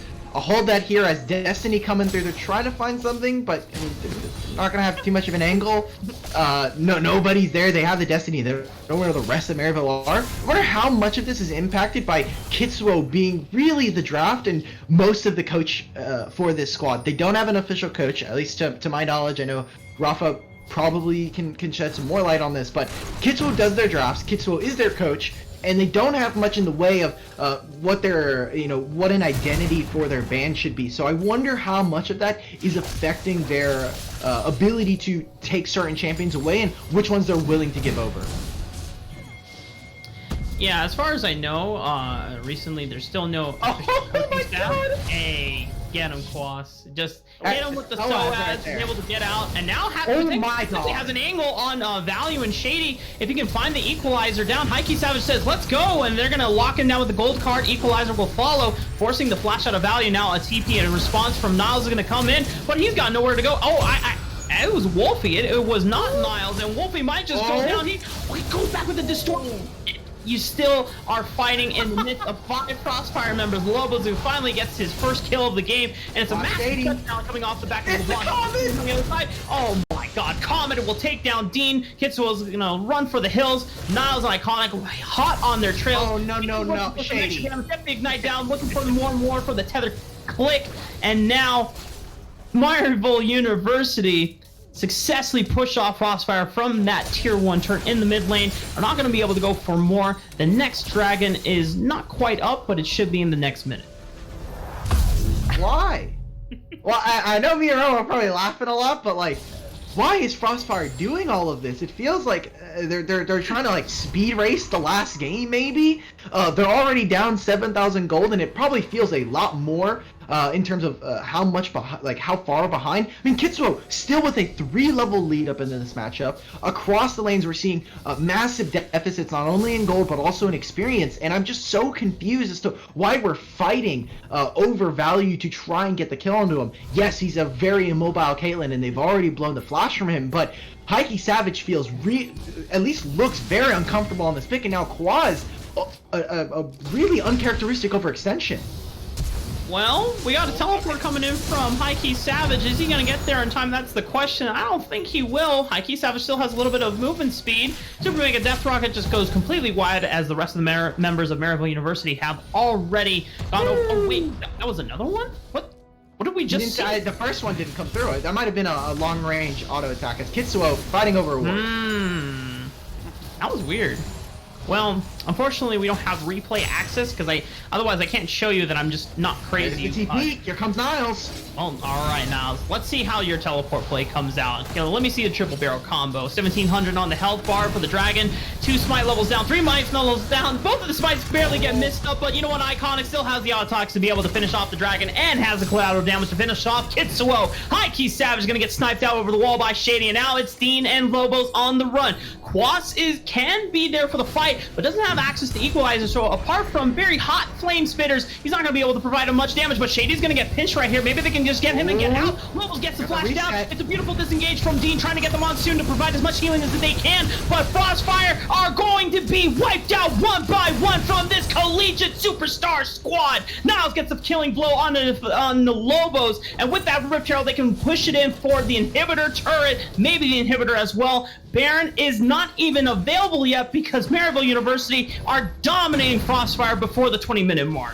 What are they doing again? I love this Grace pick here only because, again, Iconic being a dominant member, we were talking to him about him being the keynote kind of champion or at least player for this squad for where we were going to see at least the power level of Maryville in this series. But I mean, that smoke screen is cutting Lobos off of being able to interact in a lot of these fights. We see even there, the slow but also the blind is making it incredibly difficult for this Jinx to be able to set up in those fights.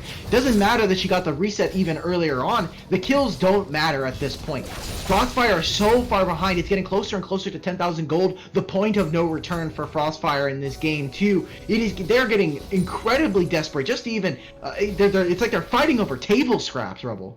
They're just trying to look for anything that can get their grasp. They're grasping as strong as possibly as possible. Even now, Wolfie, he can just play it anytime he wants. He's gonna get capitalized on here by 4 members. They've earned so much for this alone. You know, Wolfie tried to mind game them. It was a valiant attempt. Unfortunately, Frostfire were not hoodwinked. And Marin now being up on the table, it's not enough for Frostfire to say, hey, yeah, we can fight a 9k gold advantage team with 5-4. They still want to pay respect to the mostly members like Iconic and Value who have so much stats on their hands. If we look at Value, he's sitting at about 30 or 2,800 above his opponent at the moment. So this is a little difficult right now for Lobos on this Jinx. I mean, I just see a 2 to 3 level lead for Iconic, and I'm just like, Kitsuo's like, get me out, please. I can't do anything. My engage means nothing, because guess what? All of them just hop over my wall.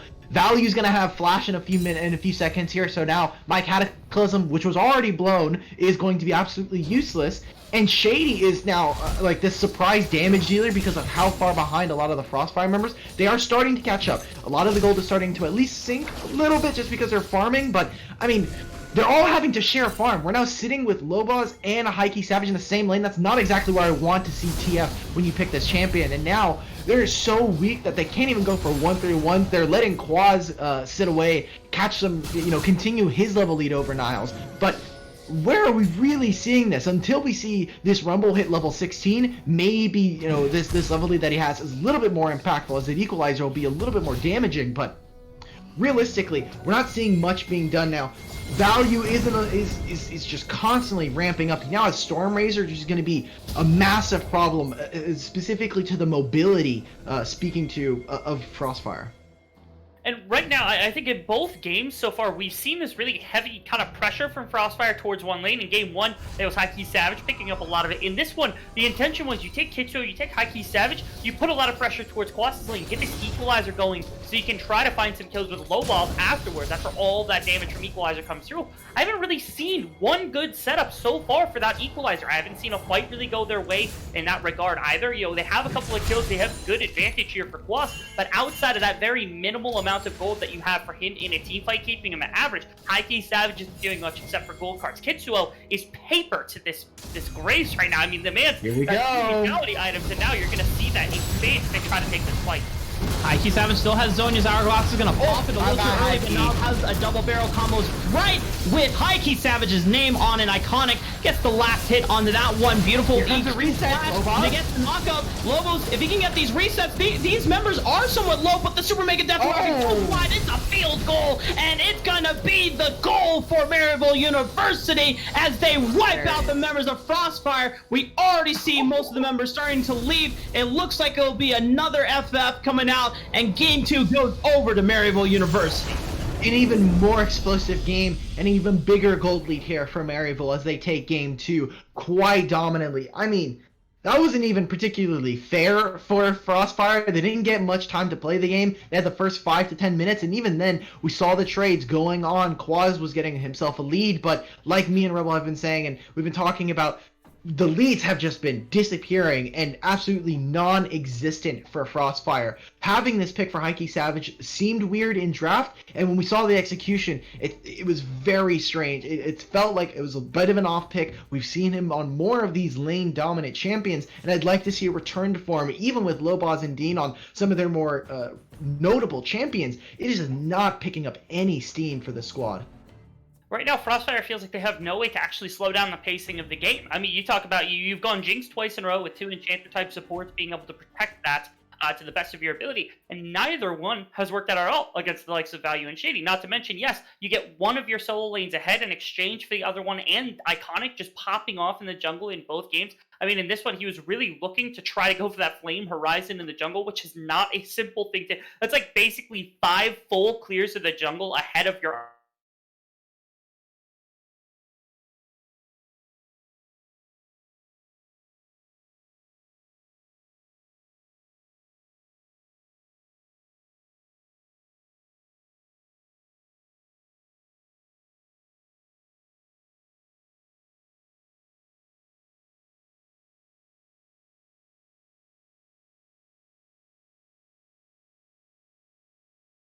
Sorry, everybody. Matt, sorry about that, guys.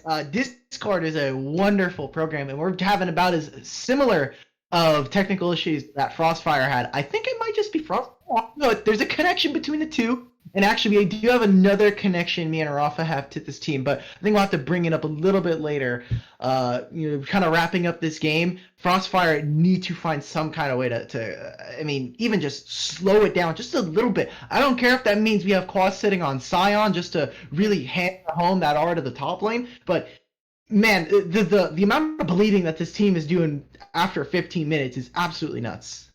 I want to see play either directly to the bot lane in a lot of ways, like directly to bot lane. You play Shen, you play something aggressive mid lane to try to pull some pressure, and then you play something supported like Jarvan once again, try to get low balls going, because if he starts going on the Jinx, he really gets going, but he hasn't been able to do so yet.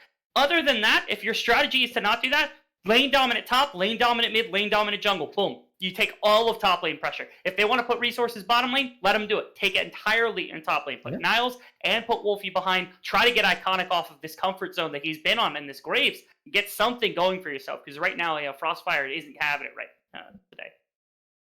Yeah, it's not looking too good for Frostfire. We have to reiterate that between this finals match as well as the third place match for Challengers Uprising against Polar Ace, they have to win at least one of these 2 series to be able to have a chance to compete in the top 8 for Scouting Grounds at the end of the season. And, already down 0-2, I mean, we've seen this story before. We've seen Frostfire come back.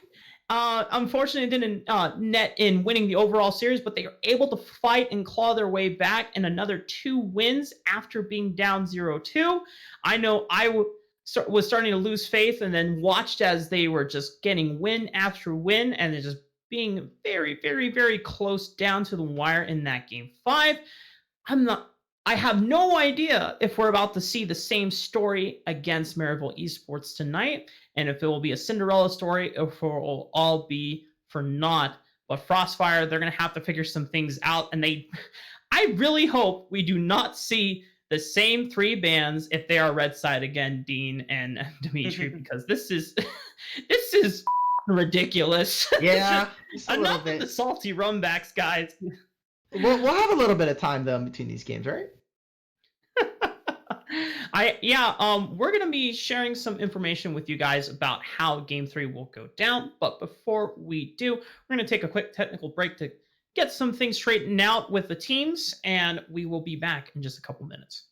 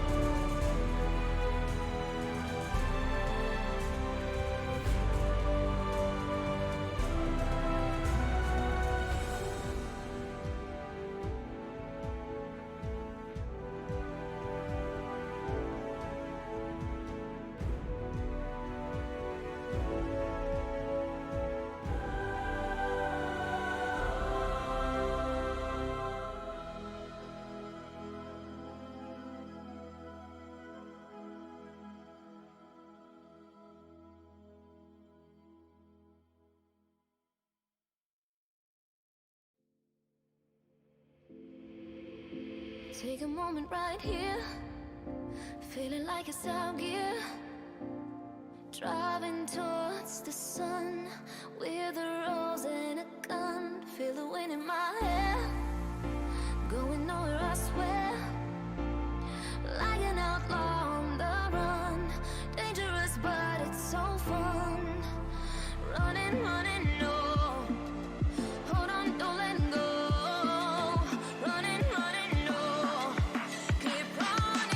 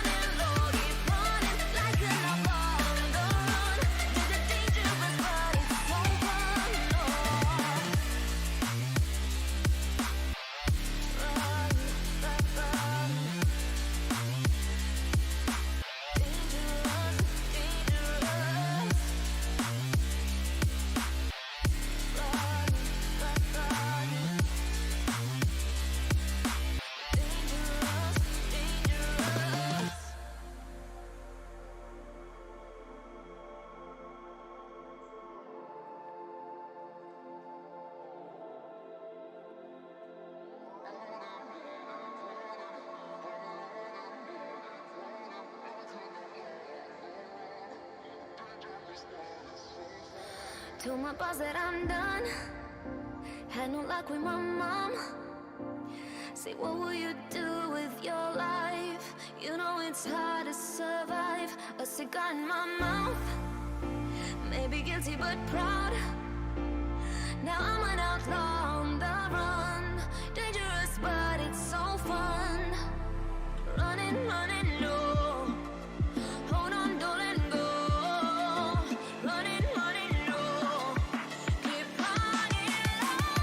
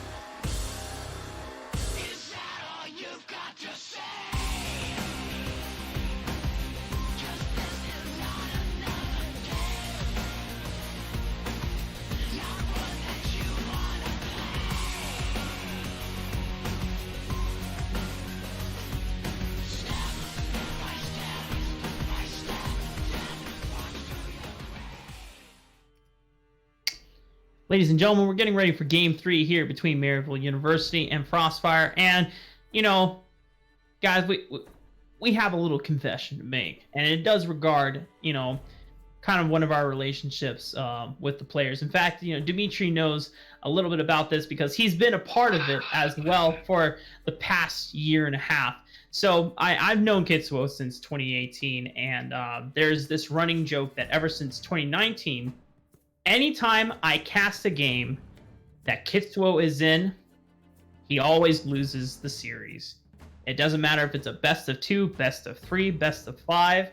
It's this running joke that no matter how close Kitsuo gets, if I'm casting it, he doesn't win. And you know, like I'm not trying to like instill any fear or type of a curse here, but I think the record now, if we count the Cup series against the new Esports, since I wasn't casting it, but I was on the desk, we are technically 0-11 for for the number. That's a curse, bro. That's a curse.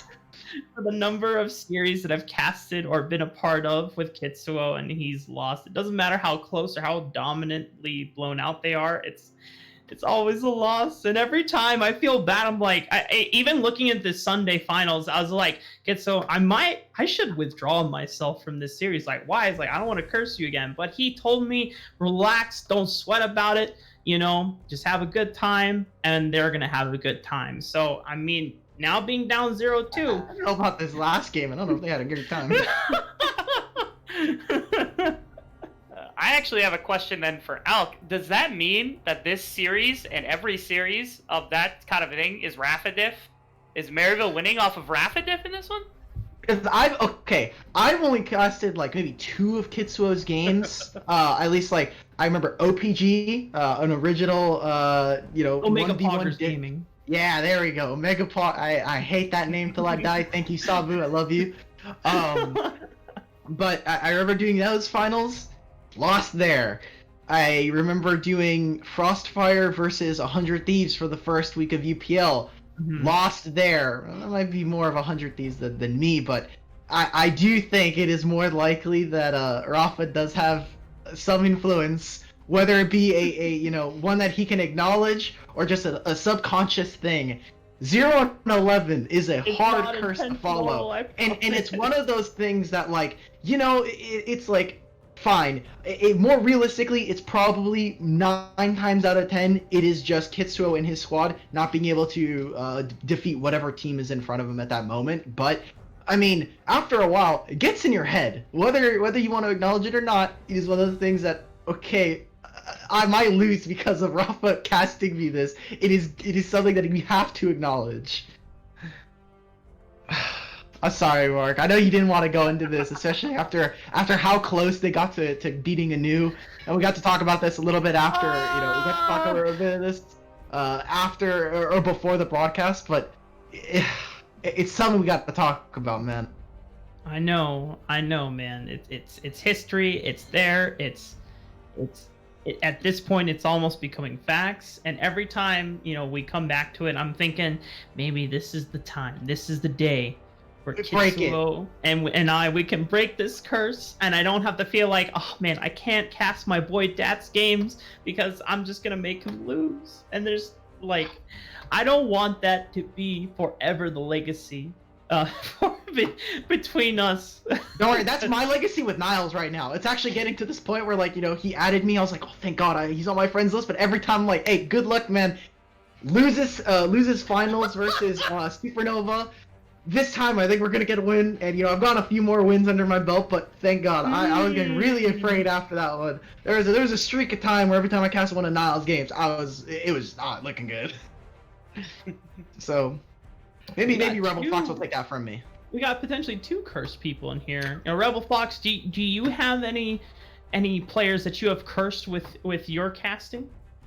I can't recall anybody I've cursed specifically, but I can say obscenely to an absolutely obscene degree. I have casted more Pie Cake Lord than literally anyone in Scouting Grounds. I think I did a ton of Supernova. I did a ton before he was on. I don't know what it was about Pie Cake Lord, but I've been casting him longer than any other player, including all of the Maryville people. So I don't know what it is, but we go.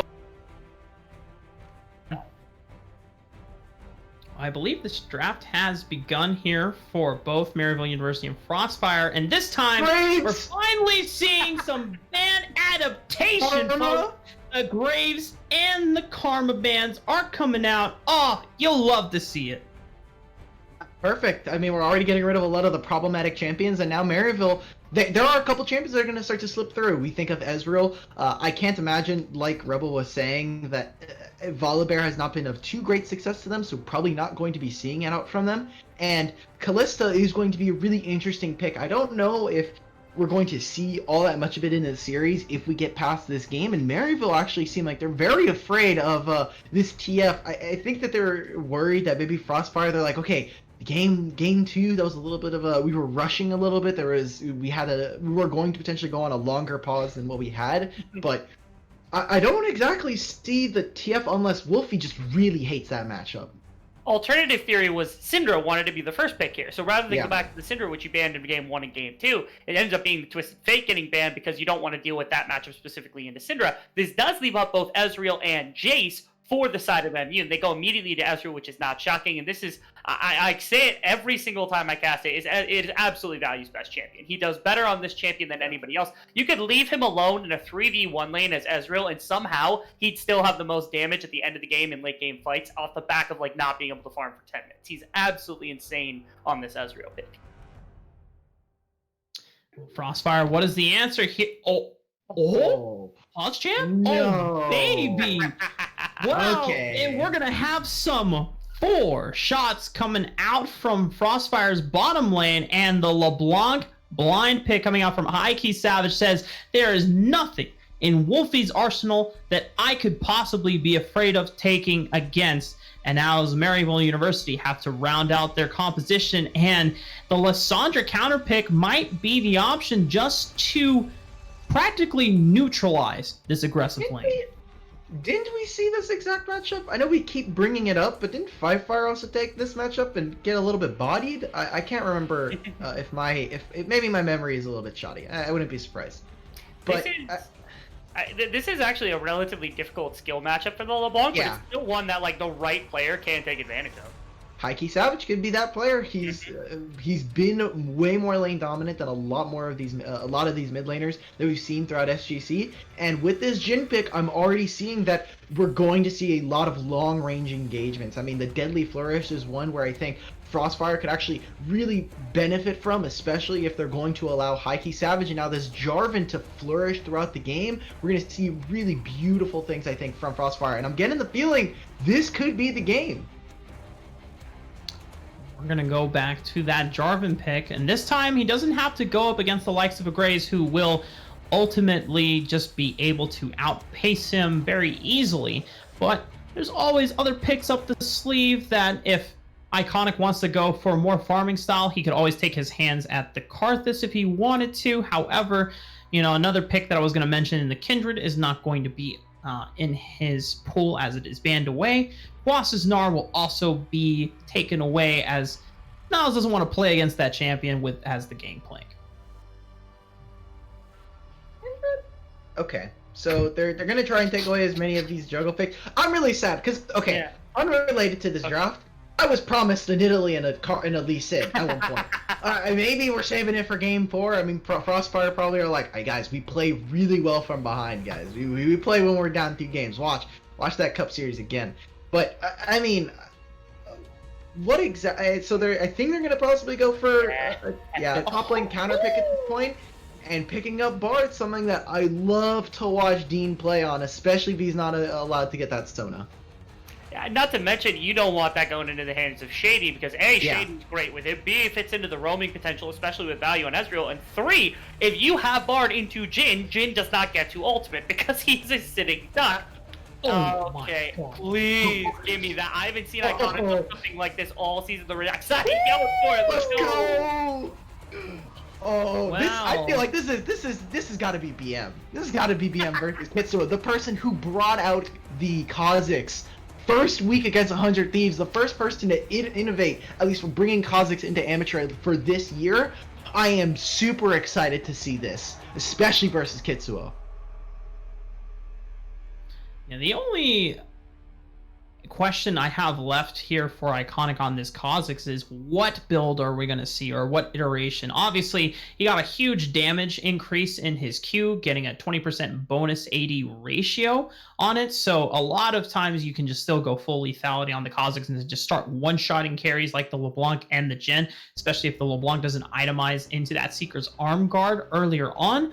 But you know, the real question comes down to, is this an electrocute angle where you just need that early burst to start getting your snowball going? Or is it something along the lines of a phase rush, which I'm a huge fan of, because you get your full burst and you pop the R and then you are just schmoving, baby. You can have so much time to assess whether it is still safe enough to be able to continue going in for the Void Assault and continuing the engage in pain, or if you don't do any damage at that particular point, you have enough movement speed to be able to reposition and get the out of danger, or without even having to use your jump. Sure, I am. So you know, I'm a little. The serotonin and the dopamine are starting to wear off at this point. The adrenaline as well. I'm like, okay, we get to see Bard. Really nice job for Dean. What exactly does Bard do here? I mean, you stop an escape potentially from Maryville. You try to save some of your carries, but Jarvan and Wukong want these fights to go on. They want to be able to lock them down, and their massive crowd control abilities that this Tempered Fate is going to kind of mess with a little bit. If they're going for a long-range engage, they can try to catch someone out so that High Key Savage can find some chains onto any of the members of the Maryville squad. But I feel like the Bard, well, it does help with the roam, and it prevents Shady from picking it up. Maybe Rebel can try to enlighten me a little bit. I'm not really feeling the Bard here for Crossfire. I think I'm not really like the Bard. I think is individually a fantastic pick in this particular Yeah. team, and I think the Jhin is perfectly fine on its own. I don't like the combination of Jhin and Bard. Yeah. The reason why is because if you look directly at the composition of Frostfire, they don't have great front to back team fight, but Bard can generate that so easily here. If you have Kha'Zix dive in, Lissandra dive in, Rakan dive in, if you throw that Tempered Fate onto backline where Gangplank and Ezreal standing to get those Qs, get those the barrel chains off, then you can push them further back in a fight, and you have time and space to work with to get Jarvan or Wukong set up for backline dive, and then be able to fight through things like the Kha'Zix, the Lissandra, or the Rakan. But with things like Jhin, or in LeBlanc also, if you don't have the advantage early or the damage to burn through them, then your front line's going to die to Ezreal and Gangplank, and then you're going to lose the fight afterwards. So it's really imperative that Jhin gets a good advantage, that Heike Savage does really well in this game, because otherwise they might struggle at taking team fights, which are properly set up by the likes of the Bard, combined with the Wukong J4 dive. My eyes are going to be on this mid lane and jungle once again, because it's already from just based on the experience that we saw from game 1, we already know how this top lane matchup should go. I'm not a particular fan of walking in the Wukong back into Niles after already seeing how well and easy it was for this collegiate top laner to be able to handle Quas on the Wukong. The engage potential definitely is there, but you definitely don't want to spend too much time in lane unless Kitsu is going to be spending more time this time on the Jarvan rather than the Karthus to set up Quas for success and potentially get an item breakpoint before Niles does reach his Trinity Force power spike. But I'm looking at Heike Savage. This is a signature champion. It's the LeBlanc. It is also the third different champion we've seen out of the series, going from the Jace into the Twist of Fate, and now this Mage Assassin here for Frostfire. It's not going to be easy taking down Lissandra, as she can always save herself with that Frozen 2. But, if Heike Savage can start roaming to the other lanes, Niles can only cleanse one form of CC, but he can't cleanse two. So, if you can lock him down with 2 chains, if you catch my drift here, then maybe that is an angle that Frostfire can play towards this game. But we're going to see how this game 3 plays out. It is match point for Maryville University, and for Frostfire, it's a long road ahead if they want to come back and win it all. Don't turn off that browser, folks. We'll be back.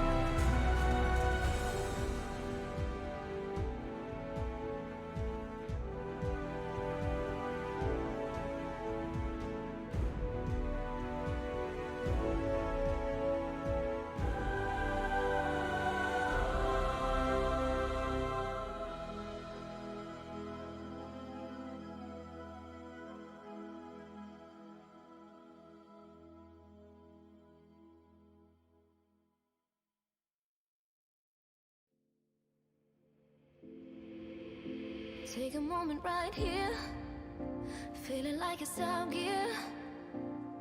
Driving towards the sun with a rose and a gun. Feel the wind in my hair, going nowhere I swear. Like an outlaw on the run, dangerous but it's so fun. Running, running, no. Hold on, don't let go.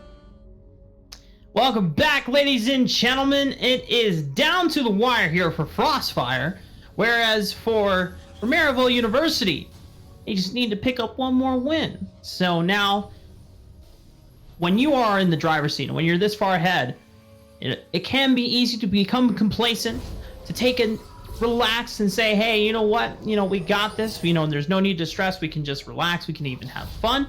But, you know, those times we've seen it in the past before, when a team gets complacent and they lose sight and they give over game 3, and then the mentality to try and come back and losing that momentum shift to give up another game 4, it can always happen. But at least for now, the pressure is on Frostfire to start picking up wins, or they will lose it all here if Maryville University close out this game. For sure, and now this time around, we not only get to see Hikey Savage on this LeBlanc, but Kitsuo going back to that favorite you had talked about in Game 2, Lethal Tempo. So he will try to get at least some damage, trying to match Iconic in the early game, at least in terms of damage. And again, with this pathing, both of these junglers top side or bot side, I can't imagine that they're not going to yet again go for that top side focus that Rebel had kind of pointed out as a potential key to victory for Frostfire.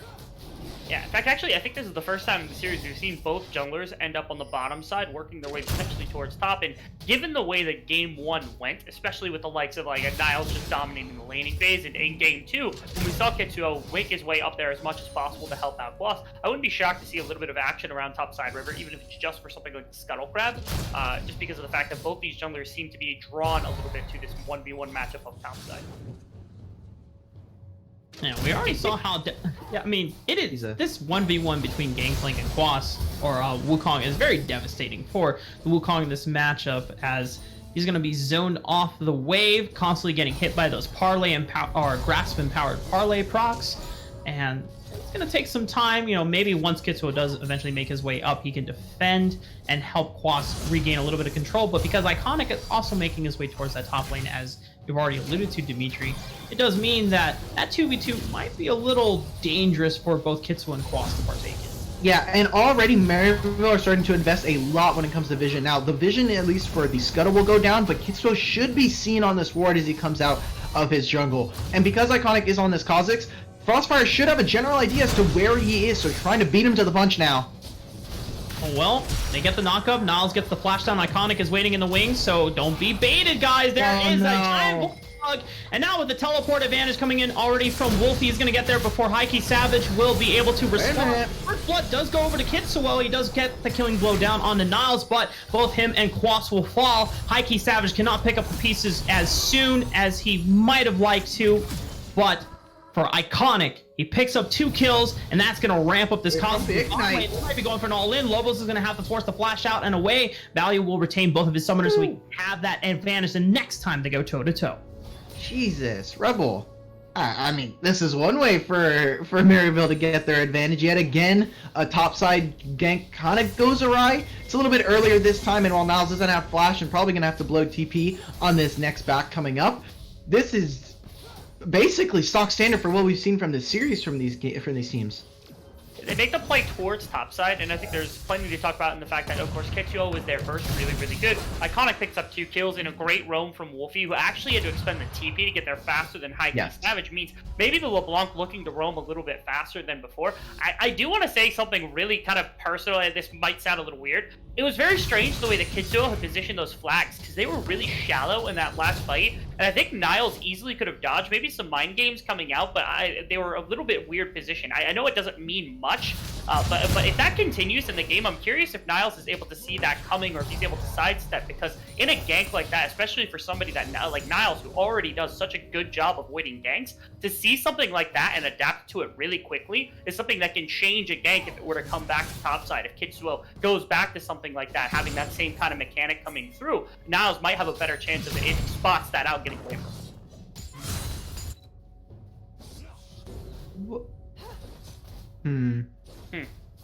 I mean, I'm trying to think of like why he would want to do that. The first, at least, flag and drag that I saw, I would think that in my head that he's trying to. It's probably something that he's not very cognizant of, considering he didn't really. I don't know if they really played around Kha'Zix in his pathing. Was that, hey, we're gonna need the attack speed bonus from my flag and drag here, so if I put it at least closer into the lane, not as far away from the river, we might get a long, dragged out fight, but. I mean, even now, talking about Kitsuo's pathing, he's going to get punished here. They are going to see Maryville yet again get a first dragon for themselves. And already again, Frostfire finding themselves at the kind of beck and call of Maryville. At the moment, it kind of looks as though, Kitsuo, he's trying to find some sort of pressure in the river or in the jungle, and he's going to have to find something. It looks like he's heading towards... Looking for it. Look at Dean. Oh, Hikey Savage almost getting all in by Wolfie as he burns the flash out, but it's a beautiful flash from Dean, and Ignite. Kitsuo being able to get the last hit onto Wolfie with that flag and drag over the wall. They're going to be able to secure the kill onto the mid laner for Maryville University, and we'll open up some time. I don't think they're going to be able to get some plates, though, since Iconic is here to pick up the wave. Yeah, and they're so low on HP and a lot of these resources that because they have to spend all of that. I mean, Hikey no longer has Flash, so a level 6 Lysandra coming up, while she was just punished, he's going to be looking really good in the next few minutes, especially since he's going to tick over to level 6 soon enough. I'm expecting for Iconic to potentially look to try and punish, force out a teleport on the next back here. This is a massive wave, and I love that Dean thought, okay, well, the wave is really not in a position for us to contest for it, so I'm just going to back off from it. As Shady just going to try and get some early vision. This is what I love when I see specifically Maryville on blue side. It allows for Shady to quite easily enter into that blue side jungle and put down some vision for Maryville. And when I zoom out on kind of the prospects of what we've seen already this game compared to the previous few, I mean, we've already seen Kitsuo get really active early on. We've seen Hikey Savage on a couple of plays outside of the laning phase alone, and we've seen Dean make a roam, which is more than I think we could say about the previous two games combined. They're looking to put more members into their fights, and I love the way they're doing it. There's pressure on bot side with the likes of Jhin and Bard, and yes, they ended up losing the Dragon, but because the wave ended up getting pushed off the tower from the fact that they were over at Dragon and not protecting their bottom tower, Dean ends up finding a roam off of that and getting a nice little wave crash solo for Labos when he's able to pick that up. There's some smart stuff happening that's looking kind of new from the side of Frostfire. Maybe this is a little bit of regenerative. Not only was the draft a little bit better, but certainly their gameplay is looking a little bit more methodical. And I do want to point something out to both of you guys and, get your analytical opinions on this. But, when Kitsuo has run the Jarvan... Oh, I might have to hold that as Dean is getting hauled in by Shady and Valley of the Flash. It's going to be able to lock him down. There it is. And speaking of mid lane, Hikey Savage getting ganked by Iconic. Wolfie is there with a Frozen Tomb to just have him nice. Hey, Lobos, what are you doing? What? You don't have any summoners. Why are you there, buddy? He did have the heal back. He could have ran away with the heal back again. Well, Kitsuo, okay. I don't think you win this 1v1, my friend. I know. I was just about to say, you got the Tiamat, you got the Cataclysm, but is it going to be enough damage? Dean might be able to get the last hit onto this one. Oh, it's going to be donated over to Hikey Savage, and now he's going to miss the chains, unfortunately, but Wolfie is going to also stop him in his place, takes the glacial path over the wall. Niles still has Flash. He should not be in any danger, but they're still going to be pressing on the assault, trying to get some chip damage in to prevent him from being able to walk back to top lane. Yeah, and now they're going to try and at least force for something out of Niles. I don't think they're going to quite get the TP out because of just where the lane is right now for Frostfire, but fantastic job again from Maryville across the board, punishing Lobos for having quite greedy positioning. He wants to try and get that wave all the way into the turret, prevent a potential freeze coming out from Maryville, but all he gets for his troubles are a few more kills. And now we're even seeing, I mean, Dean, what is he going to be able to do? He's level 6, and now Hikey Savage in an awkward position. Kitsuo is here, no ultimate. And no Cataclysm to be able to assist in the burst that Hikey Savage is trying to get down onto Iconic. Route him and force him out of their own jungle. They might be able to pick up this blue buff, but with Rift Herald on the table, it's up to Frostfire to delegate what is a more important objective. And as much as, a jungler would love to just take the blue buff for free. Well, okay, you know what? They're going to multitask. He needed to, right? Yeah, Kitsuo is going to go for the blue buff. The rest of the members are focusing down the Rift Herald, so they're going to be able to eat their cake and enjoy it as well. I guess it was a faster roam coming out from Dean to the top side of the map, which was nice. Not to mention they have Lobos kind of sit around mid lane, so that was really good. And again, this is kind of pointing to the fact that they're playing a little bit more cohesively on the side of Frostfire than what we've seen previously, even if it's not looking like it. Oh no. Oh no.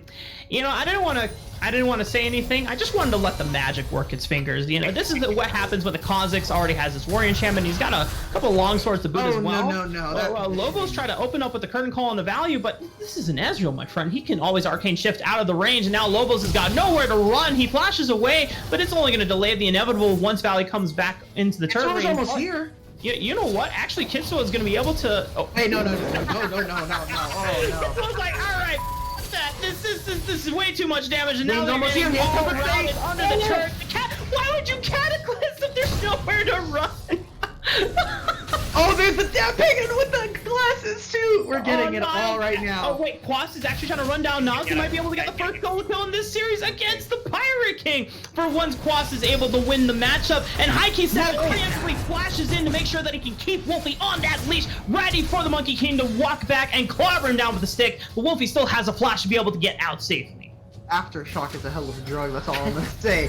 Able to get himself out of that insane place coming out from the solo laners here of Frostfire. But it's not even enough, because yet again, the jungle and bot kind of seem like they're in weird spots. Yet again, Dean and Kitsuo seem to be on different pages when it comes to communication. Even Lobos made a few of those mistakes where, Dean, what are you doing, buddy? You're getting real close to not being able to win that fight. You don't have Ignite on the Bard. Maybe if that's available, this is a different story, but yet again, Maryville profiting off of what are pretty massive mistakes coming out from the side of Frostfire.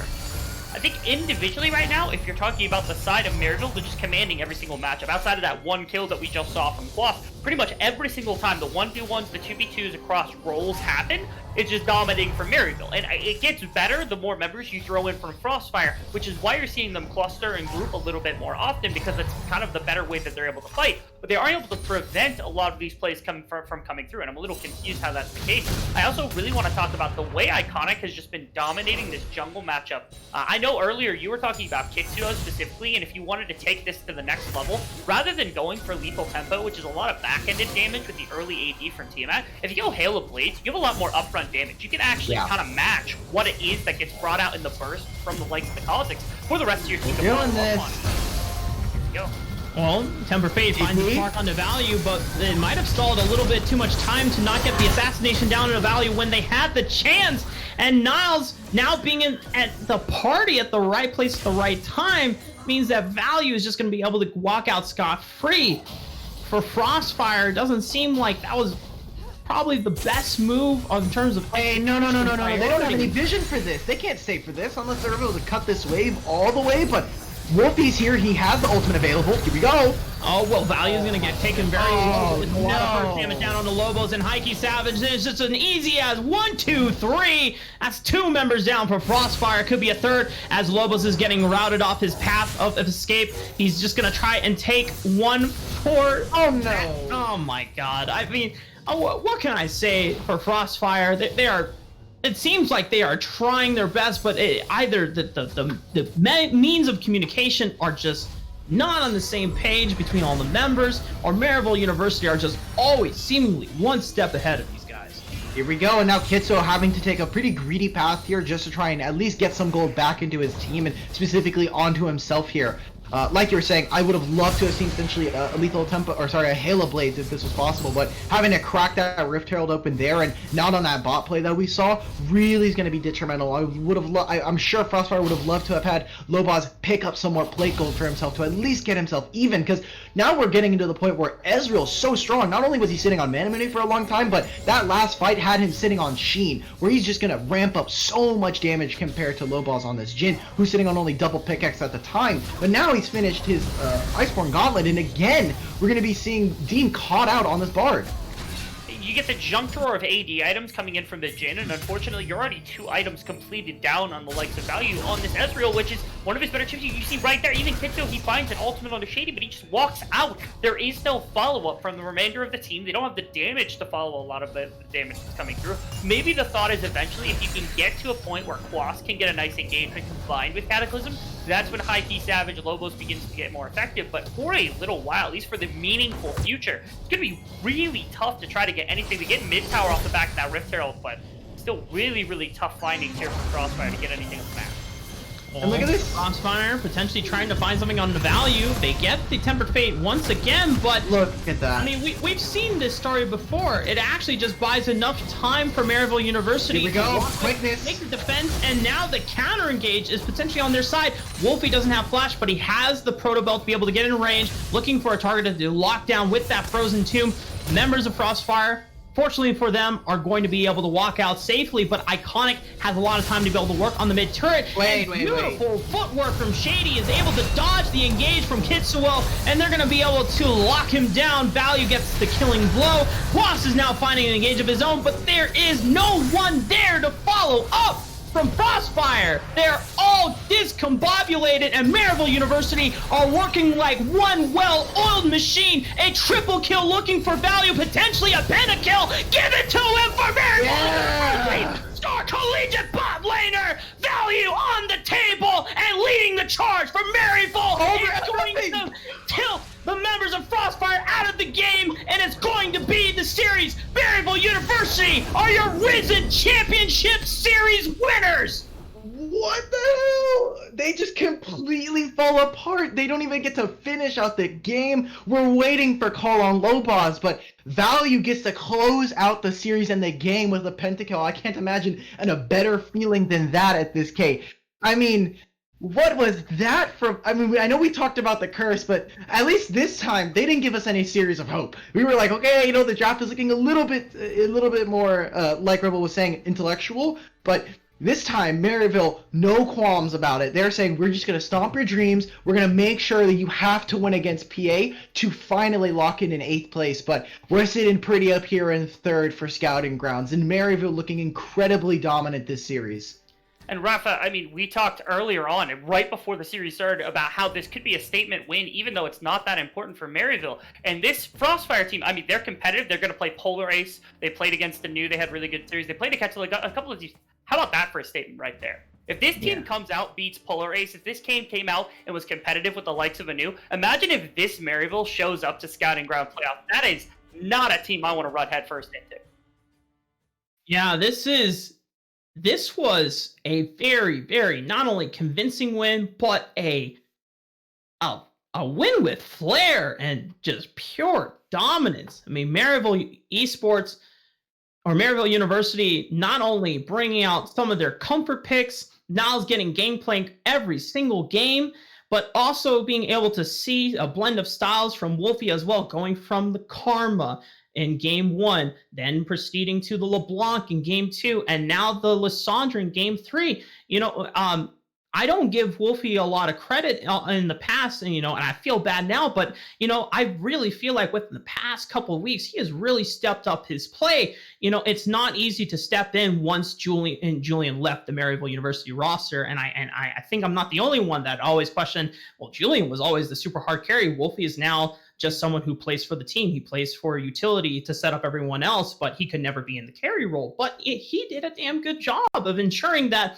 playing against High Key Savage is no easy feat, because this guy is definitely one of the more aggressive mid laners in all of Scouting Grounds. So when you play against him, even though he may not be the most polished, you always have to be watching yourself and be on your toes, trying to navigate during the laning phase. And the fact that Wolfie held himself together so well is a huge feat. And I just wanted to take that time to really give him a lot of credit, because I know he's always been someone that I've overlooked in the past couple of months leading up to this moment. But and of course, all across the board, Maryville University, Niles, Iconic, Wolfie, Valiant, Shady, all these guys played super incredibly well today.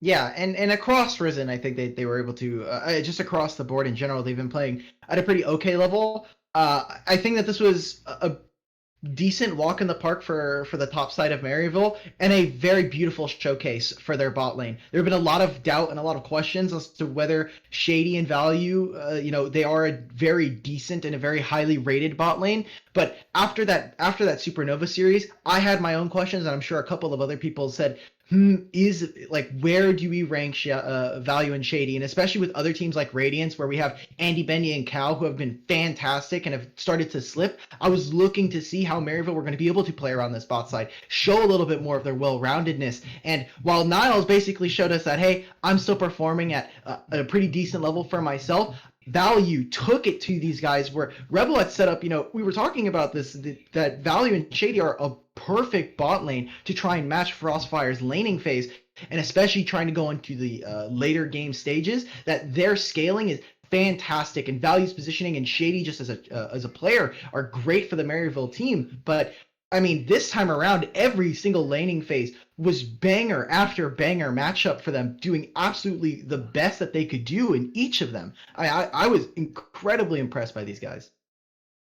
Not to mention, I think as the season has progressed, the level that Iconic has risen to is astronomical. It is so good. The way earlier on in the season, I'm not going to call them a liability by any standard because he's a very good player, but I think there were times where maybe the Graves wasn't looking phenomenal. Some of the champion picks, some of his playing games wasn't as good as maybe we would expect, especially out of a number one team, especially a top 4 team coming in scouting grounds. And as the season progressed, we've seen the Olaf, we've seen the Rek'Sai, we've seen in this one the Graves finally come to fruition. We've seen so many new angles coming out from this guy. The Kazakh's in this game. His lane dominance, his jungle-to-jungle matchups, and his ability to be aggressive is becoming unmatchable for other teams. And I think it's really the strength they've been looking for. If he is now the player that I know he was capable of being when he had things like Rek'Sai, and he's able to expand that to Graves, Kazakhs, Kindred, Olaf, Trundle, whatever it might be, he's dangerous, and there's nothing to stop this Maryville team from continuing with the lanes they've got and a dominant jungler like Iconic. I'm at a loss for words. I'm obviously very proud in Maryville University and showing an incredible series. I can't lie. The curse lives on somehow, guys. 0-12, baby. This We're going is 0-12. actually fucking cursed. I can't believe we're now going 0-12 with how many times we've casted Kitsuo in our past year and a half of knowing each other, and we just cannot find a win. One day, Dad, one day. It's not today, but one day it will happen, and I can actually live without fearing that I'm going to ruin your chances of winning this series. I'm just absolutely flabbergasted as well by all the FFs as well, because at least when they were playing against the new Esports roster, which I think many can argue is on paper not only has done better than Maryville University this entire season, but probably just a better team overall. And the fact that they didn't FF a single actually, let me backtrack on that.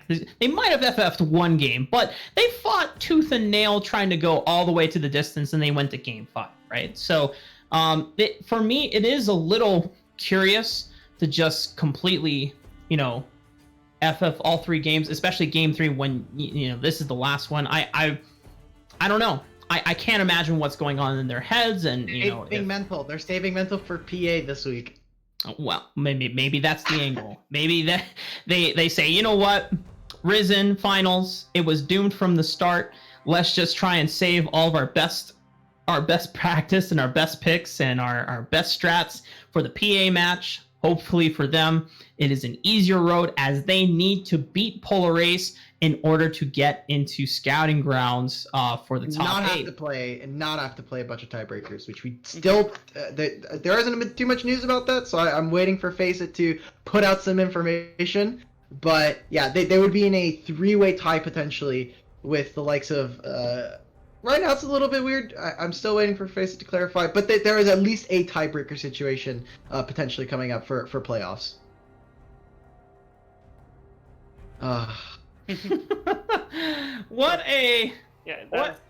We were not, honestly, when we were looking and prepping for this series, I know we didn't necessarily give predictions, but we were not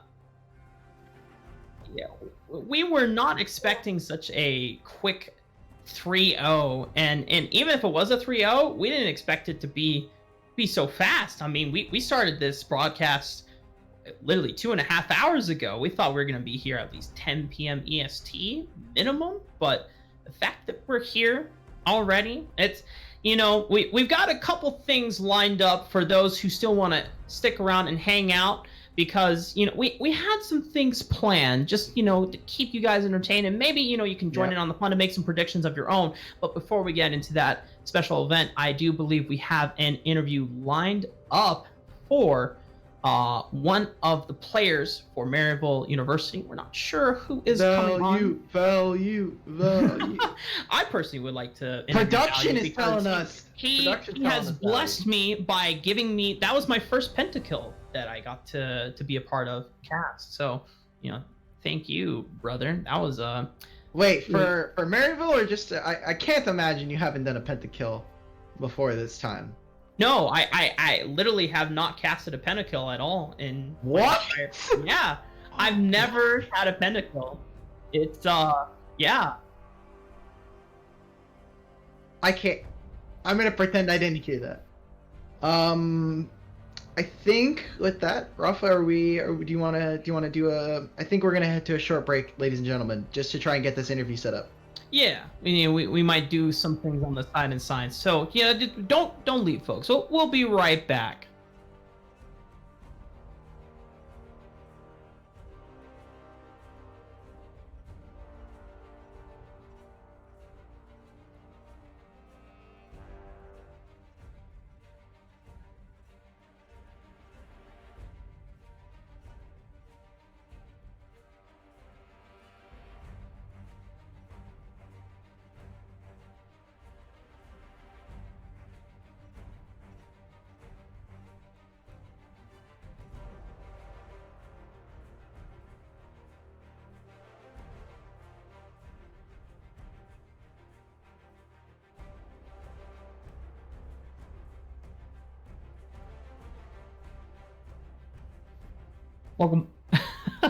Welcome back, ladies and gentlemen. We officially got Value in the booth with us, who popped my pentakill cherry officially. Thank you once again. The first. Hey, this is an icebreaker, guys. This is, we want to. We might as well get the awkward gestures over. So we're all homies here now. Value. First thing I want to ask you is, when you were coming in prepping for today's matchup, what was kind of the mentality of the team as a whole getting ready for this finals? Well, we just came off of our match yesterday, so we had a lot of momentum from that, and we're just dissecting what this team plays, because they play a lot of unconventional picks, and we're just trying to not get surprised by anything, and mix that in with our typical game plan to just find something that was in the middle ground that we could run with. Yeah, that was a really fantastic series. I got to cover the Radiance matchup from last night that you guys did. Again, fantastic job there, and congrats on your LWL placement. This series, we were taking a look. Now, I know the Supernova final wasn't fantastic for you guys, but when I was coming into this, I was taking a look at whether or not you would be able to kind of match up versus Lobos and Dean, considering, like you said, the unconventional picks. Were you guys I know you guys talked about doing some research and picking what you guys were going to take against them, but did you have any? What are your thoughts on this bot lane for Frostfire? I think they excelled the most at playing enchanters and scaling ADs. So we were just trying to find something that would not get exploited by enchanters, because some supports have bad matchups into enchanters. So we were just making sure that we got rid of the Sona because it's hyper scaling champion and we didn't want to deal with it. And then also just making sure we had a good lane matchup, because if you have a bad lane matchup into an enchanter, it's pretty hard to get prio. It can be pretty oppressive. And they were also banning a lot of AD carries overall. I think we had plenty of picks though, because we have a lot of pretty big champion pools across the board, so I don't think we were too worried about it at any point. All right, I think I have a multi-part question, if y'all will excuse me in that regard. My first question, a very serious question: was this a Teach gap? Was it his? It's always a Teach gap. Always a Teach gap. Everybody knows it's a Teach gap, and Speaking specifically, coming into this one, we talked about the bot lane a little bit. You guys seem to just have dominance across the map. It was Iconic, it was Niles, it was Wolfie, it was you guys in the bot lane just smashing every single lane matchup. Was that an expectation coming in to be able to just dominate kind of say in individual positions across the map? Or did you have more definitive game plan and that was just kind of game tempo as we went along? I think generally that is kind of our strategy, is that we get individual leads with our strong players and kind of translate that into a game plan after the fact without having too much of a rigorous, like, yo, this is how we have to play the early game. It usually is just more free flowing and we just kind of see what feels right. And I think that is one of our strengths, but also one of our weaknesses, because sometimes we don't like commit to a certain thing, or we don't have like a clear win condition because we're not on the same page for what we should be going for. And it usually is not until like after the fact that we can like hindsight assess what we actually should have done. So I think like it's a blessing and a curse that we have so many tools to play through, because sometimes like we don't even know what is optimal for us, because we have really strong top side, really strong mid jungle, really strong bot lane. It's just like, okay, where do we go from there? Because like somebody's like in this series, Aiden had to take the back seat and was just getting dove 1v3, and it feels bad man for him because he's like a really good carry player. But on the other end, like there's series where I'm just sitting under turret farming while Shady roams, and we play through top heavy. So it's like it's a give and take where we have to assess what works best for us, because like some teams in this circuit have like a clear like, okay, they need to play through bot lane, okay, they need to play through top lane, or something of the sort. But our team is very fluid, which presents challenges, but also gives us a lot of opportunity as well. And then, you know, kind of to wrap up this interview here, looking forward now that you guys have not only officially won Risen Champions League finals, but this is up until we get into the top 8 season for Scouting Ground Circuit, once we have to wait for Upsurge and Challengers Uprising to finish their finals this week. You know, what is the plan for Maryville University? Are you guys gonna get a couple of days of resting before you get back into the scrim grind, or are you guys gonna do a little bit of half and half, like, you know, half scrims and then half relaxation, or is it going to be a complete 1 week full G2 vacation before you guys get back into the swing of things? I'm not 100% sure, because we're kind of just taking it day by day and we haven't had that discussion entirely. I think we're definitely planning a handful of scrims leaks this week to keep our momentum, because at the start of the split we kind of had a rocky start and we're having trouble finding our footing, but more recently we started to figure out what works for us playing individually well, so we don't want to take too much of a break because would lose that momentum. I think most people would agree that like there's a stark difference between like Maryville at the start of the summer split versus Maryville in the latter half of this summer split, because for sure a lot of time we were figuring things out, what works for us, and then also with COVID we were all used to being together, and then everybody kind of went their own ways, and there was just like a lack of accountability from like being face to face with one another that caused us to just kind of get disorganized. And like we're at that point, we're on a level playing field with every other amateur team as far as like structure goes, because we're all just playing from our own place as well, and kind of adapting to the new scenarios. And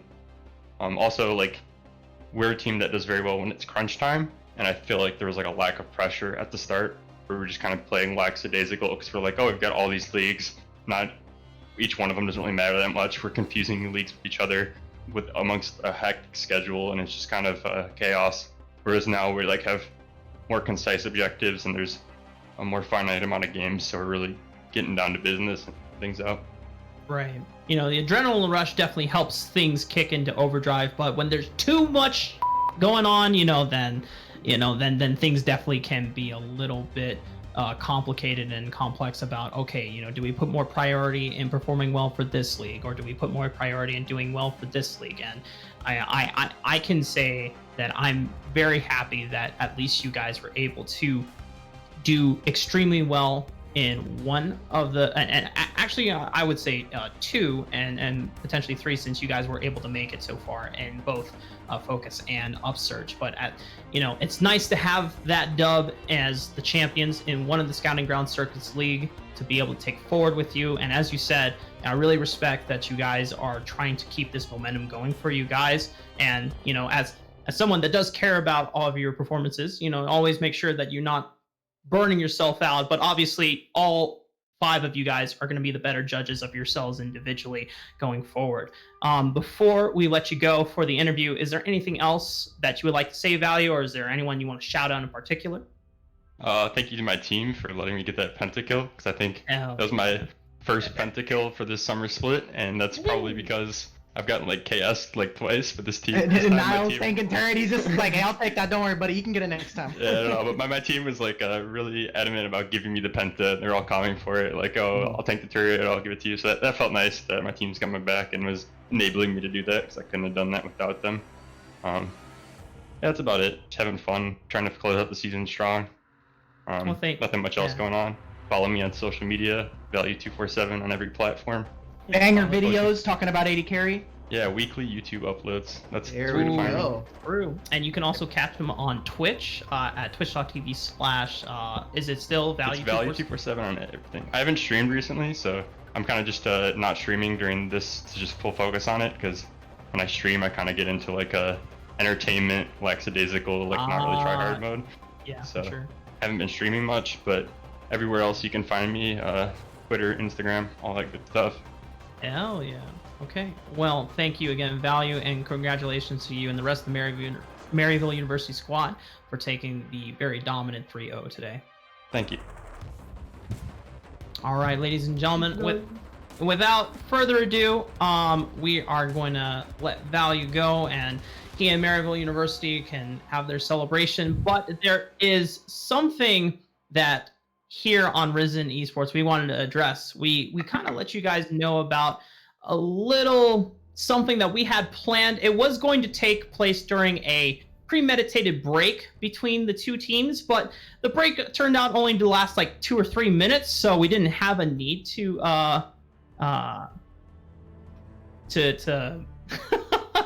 to actually use it. But we were hyped up so much for this going into the week. There's some trash talk between everyone, and this is basically what's going on, folks. Rebel Fox and Alk Battery are going to challenge myself and Rando Joe to a 2v2 because we wanted to assess who was the better 2v2 bot lane duo. We were going to do a quick best of 1. So no best of 3s, Thank no God. best of 2. It's just... I had to think about it. I was like, do we have time for best of 3? I don't think so. We were gonna do a best of 3 if it was in the middle, but because we're just doing it at the tail end of the show, we will be closing out tonight's broadcast with a little spicy action here. We're just gonna run through the spectator client of Joe, so no fancy production. You're gonna get the good old POV action, baby. So, and hopefully it's not a gray screen simulator, because I really want to kick Rebel and Alex on stream. Dude, what are you talking about? Easiest 1-0 in my entire life. Now, are we going by? And I just want to make sure. First to 100, or is it 200? I just want to make sure. First to 100 CS, right? Yeah, first to 100 CS. First Okay. to 2 killed, or first to 3 plate. Oh, 3 plate. I don't think SR has plates. Or sorry, I don't think Howling Abyss has plates. Oh, we're on Summoner's Rift. We are on Summoner. Or we're doing Summoner's Rift? Wait, is it bot lane? Also, I hope my microphone sounds okay because I've never turned it on this setup. I think we should do Howling Abyss. I think Howling Abyss is more interesting, personally. I see. This is just how great we are. Yeah, Howling Abyss. Yeah, I don't know whoever started this lobby scuffed. Honestly, I got you guys. I'll get this going. But again, it is going to be me and Rebel. I was gonna say something, but I just remember. It's Rafa and Rando Joe versus Dean and Alex. So it should be a fun time. That's right, ladies and gentlemen. We're gonna get Rando Joe coming out from behind the scenes. You get to hear him on stream. Oh baby, the Canadian superstar himself, hailing from Mississauga. Is that? Yeah. The Mississauga man, the Mississauga Wonder Kid, right here, ladies and gentlemen. Now this might be a little bit of a spoiler for his Joe. You play in one of the Risen leagues, don't you? I'm a sub on a team, but I don't. Oh. I'm not actually playing right now. No. Oh, okay. I'm sorry. I just want to see Rando and Joe survive and thrive. All right, Dean. What's the idea here? What's the plan here? Are we gonna? Are we going with our old strategy you had earlier? Oh, I don't know. What do you I want see. to run? I think we can do it. You know, I am a. Oh, actually, I'll put up champ select once we've locked in our champions, because I don't want to Oh, give you guys boy. an unfair advantage. No, I think I'm. Actually, maybe we do go that other This is the champion. play, right, Mark? Go. 100%. If you, oh wait, I got this. No. I think. Easy. Okay, yeah, let's do it. Oh no! Holy I don't shit, like wait. the sound. I don't like the sound. I don't like the sound of that. Oh man. Rebel, I don't think I'm gonna be able to win this early on. My champion is hard useless early game. No. We got this. Don't worry about it. All right. I believe I'm I trying go to trust. Comet with this or electrocute? Oh. Man. What are you guys doing? Oh no! I don't like the Joe, sound turn of that. up your I hate volume, the sound. brother. Turn up my volume? Okay, I'll turn up my volume. Am I allowed to get more Hopefully goldfish now? this is better. I think electrocute is the play here. Just want raw damage. Okay, I'll Jesus. show you guys the client once we're in the very close to loading in. Yeah, All right, so can you? Okay, hold up. Oh, I'm not where's watching the this stream right now, so wait, actually, maybe I shouldn't even take. Wait, actually, I should probably take this. Or should I take? Do I take barrier here, Dean? Yeah, this is a barrier angle. Okay, it's a barrier angle. Okay. Barrier angle. I guess we'll see what position you guys pick. But could you guys explain yourself before I have to see this abomination? No, it's we pretty lost- self-explanatory. Yeah. This is Malphite Yasuo. I'm gonna lose my mind. I'm gonna actually go fucking next. Oh No! No! It's so degenerate. Man, Dimitri, why are you picking your main Okay, for look. this? Wait. Okay, well, Joe picked Okay, to be Vayne, fair, I the did pick Vayne. Oh, that's Yeah, come on, man. I think Rafa's the better Vayne. That might just be a personal opinion. We did get to see some of that matchup. You're right. okay. You're right. So letting Joe have a chance to show his stuff. So me and Rebel had an idea as to what we wanted to do. We were gonna potentially go for the Wolverine angle, and go for Soraka Ornn or Soraka Set, but we kind of decided against it. Thank goodness. Dude.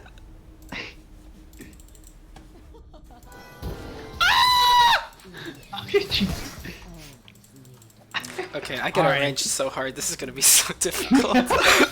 Look, hold up here. I'll play in Severum so you don't get outranged, buddy.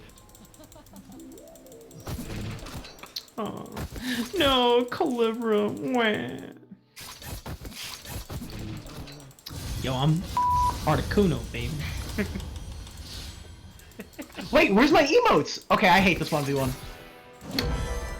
Rebel, I'm gonna freeze the wave. Oh no! I know, Brian, didn't teach you that one, buddy. Oh no. Brian Sang would have not missed that wall. Feels bad. True. Make sure you feed the Poro. Man. Can you guys Don't push the care. floor towards us so we can feed it? You can feed the other one. Don't feed Boros, dude. Makes them explode. It's bad for their health. Sorry. Okay, true. Okay, if you've got the No. volume on. Why is my jungler not decided to come to my lane already? Oh, no, I meant thing. Okay, we traded. Got him! Get him! Get him, Rebel! No! Get him, Rebel! I believe! Minions, please! Minions! Okay, we're alive. We're alive. We're alive. Good. Oh no! GG. Better Bard wins. Oh, call God. me Dean because I play enchanters and my name is Dean. Oh, Stay free, Pistol. Stay free, Pistol. oh, this was f***ing rigged, dude. Oh my. Stay free. Holy. Oh, Wait, so my that's it, God. right? It was two kills? Two Yeah. kills. Yeah. I mean, Damn. considering how fast that was, we could do best of two. I don't know. That's up to the losing squad here. I'm kind of salty right now. I want to run that shit back. Run it back? Okay. Run it back. I Everyone didn't know we were out. gonna Get bust everybody out out. fucking Ophelios. Hey, he didn't even bleep that one out. Yeah, That's when let's you know I'm really be a little mad. more careful. My bad. It's a piss. It's a piss load. Yeah, it's fine. It happens. We're talking I've that just got ish. this It's fun. thing. Okay, this is so scuffed. Any scouting ground teams looking for a bot lane? Me and Alk are free right I now. was not ready to stream this from my POV. Platform. I peaked Plat 1 in promos for Diamond 4 last season. All right. Jesus. So walk us through where you guys were going with that composition there. We were hoping that I would be a better Anivia player and land my walls so that we could go for the easy condemns, but it didn't work out too well. Yeah, it's okay. Joe, We won the cheese strategy once. We win the next one. Oh, that was okay. all right. Yeah. What's All the play? right. What's the play? What's the play? All right. Yeah. Let's look at something like this. Rain. Oh wait. We actually can't Are we show getting our double? stuff. Are we getting because two of them? Oh yeah. I'm not okay. watching the stream. I'm not watching You guys the are gonna stream. go. Are you guys watching like genuinely? I'm not watching. Scouts code. Scouts code. Scouts on it. Are we doing? Wait, Rebel, you want to do two of them or just? Yeah, 2 of them. Okay. Alright, what do you think about this? That works, yeah. Ooh, wait. How hard am I trying? You do that with this? Okay, I won't lie. I don't actually. My Pantheon is not great, so I think I'm gonna have to switch to something else. Smile. That's fine. What do you think? Is this the play? I think we give them the snooze. We just bore them out of the game. That would be fun. All right. All right. What do you? Well, give me. You're the color captain. I swear to Give me dude. We can switch it up because I play it. Maybe let's do it the other way around. I don't play that either, but it'll probably be easier. I think this one will just lock them out of the game and they won't have fun. Yeah, they won't have fun this time. Wait, they had fun last game? Nope. Yes. They said Lilia. Max wants the Lilia though. Who's locking Please Lilia? no. I'm She's not locking Lilia. live. She's not available. Oh, yeah, that's right. This is competitive. My bad. I don't know what to do for my runes. It's too late now. Whatever you ran for Vayne sounds pretty good. I feel like Halo Blade's Pantheon is not the success.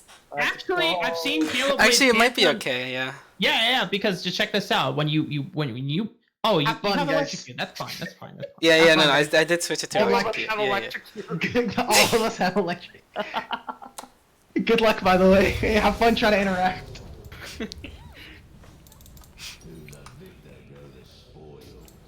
All right, here we go. Patent. Alright, well, I don't know if you guys Yeah, know Joe this, Bill's coming but Griffin lost that finals versus SKT, so I don't know if I'm too confident in that bot lane from you guys. I don't know if You you guys guys are aware? SKT though. Were you guys Yeah, aware well- of the fact that I'm the 4th best brand player on the LPL server? Not this again. Not this again. So how did that come about? Rebel? Yeah. Where's my? Rebel? Why am I the only one grouping? I'm the only one grouping. 4th best, by the way. best? Fourth best. Wait. Fourth best. Yep. Dude, I was expecting actual follow-up, but apparently, What are you talking about? I did follow up. It's just a Dean gap.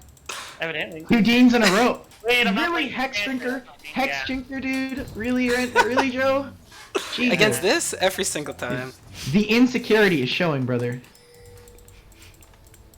It's alright, you've already got pen for it, so. Unlucky. That's fine, dude. They're welcome to cheese. That's fine. Players, they want to choose us. That's all right. Even FKT in 2014 lost a game every day. Dude, I mean, 100 Thieves next lost to Mirage. That's all I'm saying, guys. So, look. Alright. I think this is the best of 3 now. We gotta decide it here. Yeah. Here Yeah. Is this a mirror match? Yeah. A mirror match? No. We're No? gonna outdraft Okay, you. okay. We're Alright, okay. double color caster, dude. We're gonna outdraft you. That's how it's working. We're gonna out. Alright, fair enough.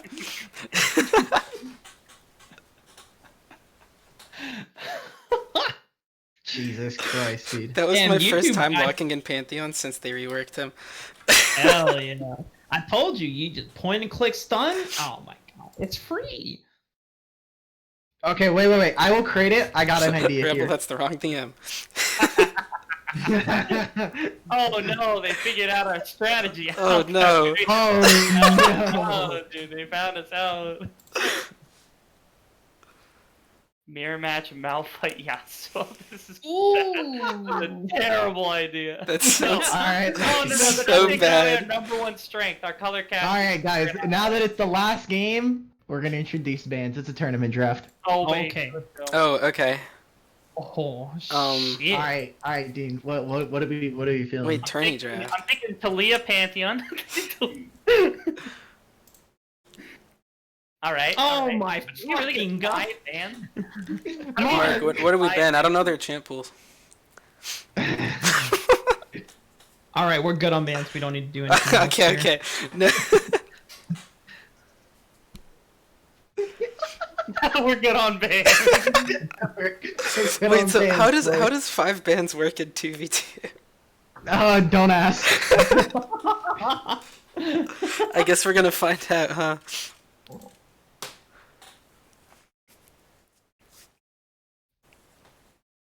Okay, okay. Oh, I think we can win this. All too easy. Maybe this one. I think one of these two. What do you think, Joe? Do the second one, because I can't see what you're hovering, so. It's not showing on my screen. Oh, Lucian or Kaisa? Lucian. Okay. I don't think they'll do it. I think if they do, we win that matchup. I think. Oh no! Yes, No, I'm not yes. playing. We have to. Mark, do you have any concept No, in what you think we want to DM. play? 'Cause What is this? I'm kidding. I mean, you Listen. literally banned out 2 of my champions, and you're like, "Why are you banning me out, Dimitri?"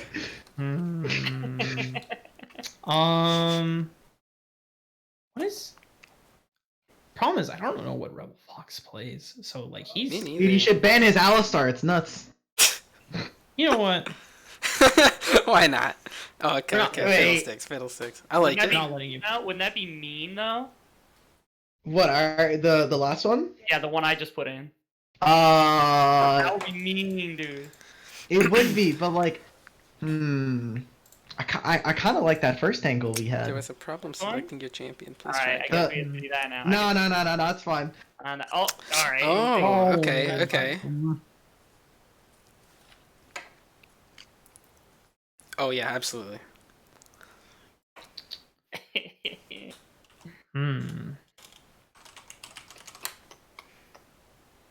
Okay. Yeah, I got you. I'm looking at other champions as well until Wait, we have 2 bans that are just absolutely useless. I hate this game. I love Riot. okay. Not again. Wait, Rapid What do you think? What do you think? I don't know. Yeah. No. No. This one? I This one? Oh, yeah. I think that could be good. I think the other would be like Gnar or Teemo. No, I think Zyra's good. Let's do Zyra. Let's do Zyra. Yeah, we can do this. Oh, I was really hoping. Darius Leo. Here we go, boys. All right, it's a Wow. bone plating kind of. Can you trade with me so I don't have to play the Vayne, brother? I'm not playing Vayne. Wait, you're the better I Vayne, just dude. What do you wanna- mean? This is on purpose. Oh, you know what? Okay, you know what? For content, we're gonna play. Wait, do you want to? Okay. Yeah, you know what? Now you begged me on. I'm gonna Let's go. That's what I like No, to hear. Vayne. This is not gonna. I'm gonna be Oh honest. my I God. didn't even realize we could trade, so I was just thinking that you're gonna play it anyways. That's why I You said think Halo to pick Blade it or press the attack is better here? Halo Blade. Oh, maybe I should go Halo I think Blades. PT Maybe I is should go better Halo Blades, team. because they're Okay. tanky. I think maybe that is the shmoo. That is the move, I think. That is the move. Hey, no matter who wins, thank you guys for joining us for Risen Champs League Finals. Sorry guys, it was a quick 3-0, but congrats again to Maryville, and may the better duo win. We will. Yeah. If we don't, then it's an out. Man, that ain't right. If we don't, then it's an out gap, dude. It's yeah, Jesus. Always was. Ghost Ignite. Balls. Sorry, it's a BMD look. Wait, you have cleanse. I like it. I don't want to get one I time. don't want to get rooted. Jesus. All right, and then we take the. Wait, what item do I take first though? Wait, where do I even go Do I just go this? Oh, I don't have enough money for that. Yeah, do that. See? He's just like, I don't know. I'm doing this. Dude. this is the schmoo. That build. What is that build? We're gonna know. Rebel, what is that build? That build is You cracked. have them on boots. This is the OP 99 CS all-in build. Tier 2? Yeah, Tier yeah. 2 boot? Like the sub. Alright, now I need to actually switch to the gameplay BM? POV so you guys can see things. I'm beating the Poro. Then probably damage. I think this is the angle. Look at my build. That works too. If that was my angle last game, you thief. Holy shit, he bought a BF sword. Yeah, dude. Oh, holy moly. What is this? Reju bead? That's useless against us. Wait. Darius with BF sword first is pretty pog actually. Wait a minute. That's kind of sick.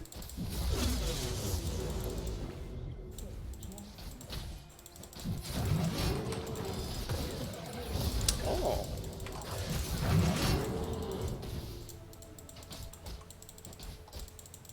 Wait, what is this? What is this?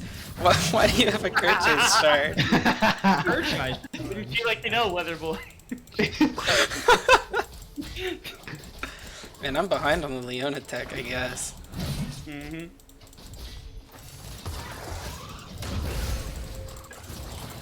Damn, you get that plant. I will. Oops. No. Okay.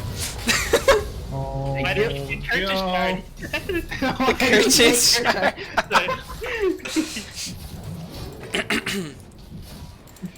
Sorry. Rebel, I'm freezing the wave. I'm freezing the wave. I was hitting flash as hard as I could. It did not work. Perma's easy, dude.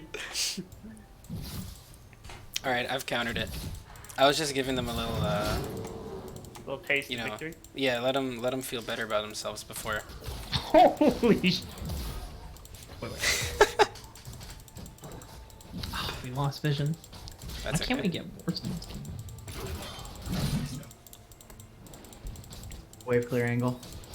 BF sword on Darius Wave. No, BF sword on Darius is pretty pog. I won't lie. It's working. Oh! Rebel. Okay. That was the Kerch I shot. Oh my god, Rebel. Fine, dude. That's right. Get out of here. It was all worth it. Walk away, I dude. got ignited too. We won. We won that, dude. We won that trade. We take those. We won those trades. Yes. We win those, dude. Nah. Zyra doesn't do any damage. Zyra didn't do any damage, buggers. I just walk out of it. Yeah, Easy.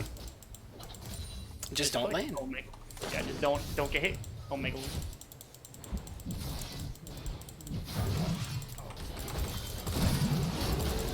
I think I'm dead. Dude, Okay, let's go. you do it. Nice. Dude, I'm sorry. Hold up. But this is the poggers back now. I've got a cheater recall. Cheater recall. Just stand there for a while.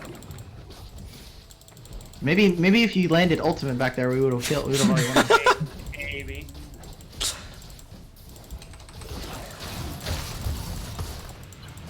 All right. Okay, maybe. All right. doing the I'm honest- ready, actually and my never body gonna is happen. available. Except now I have. My man bought a pickaxe. That's The crazy. damage, dude. All right, freeze the wave. We're freezing. Okay, we're not freezing. Freezing with a cannon? Yeah, with four minions. It's tech. You wouldn't understand.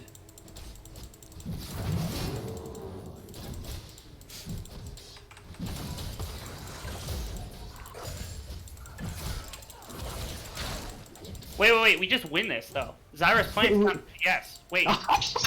Let's just out farm him. Just how far from us. Just out farm him, dude.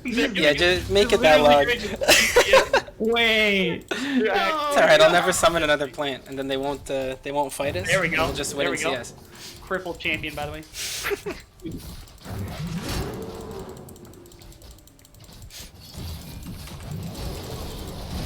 Oh. Okay. Oh, go on Leona. We win these, let's go! Play now.